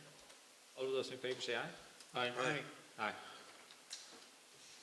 And I believe that should cover the entire agenda, is that correct? Mayor, before we adjourn, I'd like to congratulate the citizens of the city of Rio Grande. I know, going back to the item of the sewer line on Lopez Monroe, this is the moment that we were waiting for, a project that was never, initiated. Now it's basically, it's done and complete. Congratulations to staff, saved us over $200,000. And, what a wonderful action, now the people of that live in Monroe and Lopez Street that never even thought of having that basic necessity service. And now they have it, so congratulations to them. Congratulations to staff for doing what it takes, going beyond the call of duty. And just happy that you were able to make it happen. Congratulations to you. Congratulations to Ms. Sara Hernandez as well for being creative, coming with good ideas, working with people. We're very proud to have you as our city manager. Very proud to have you, ma'am, as our assistant city manager. So thank you for all the work that you do. I know it takes a lot. Yes, absolutely. Yes. Yes, so. Thank you. You beat me to the punch, but no. I'm sorry. It's an executive. Before you forget, I couldn't forget about the adjourn. No. The main character of the story? Yeah, Mr. Salinas, thank you so much for everything that you did on this In project. addition to being a campaign promise too. Yes. There you go. Yes, sir. Mr. Ruben, and it was tough, I understand. Imagine your first job, you're a rookie in the position, and then, hey, sir, you have to connect 30 houses that has been neglected for the past 50 years. And you have to do it in 1/3 More of like the allowance that you have. So you have $300,000, do it with 100. So I could imagine the stress, but man, you already passed that assessment. From now on, anything will be super easy. So congrats, and let's connect the entire city. Whatever we have to, let's do it. Commissioner, I'd like to correct you, it's more than 150 years, by the way. More than 150 years. Well, I'm glad. Well, thank you so much, Mr. Salinas, for everything that you have done. Thank you. Very proud to have you. Thank you for being our director. And at this time, having no further business, we stand adjourned. Thank you. 5:18. 5:18. 5:18. 5 hours and 18 minutes.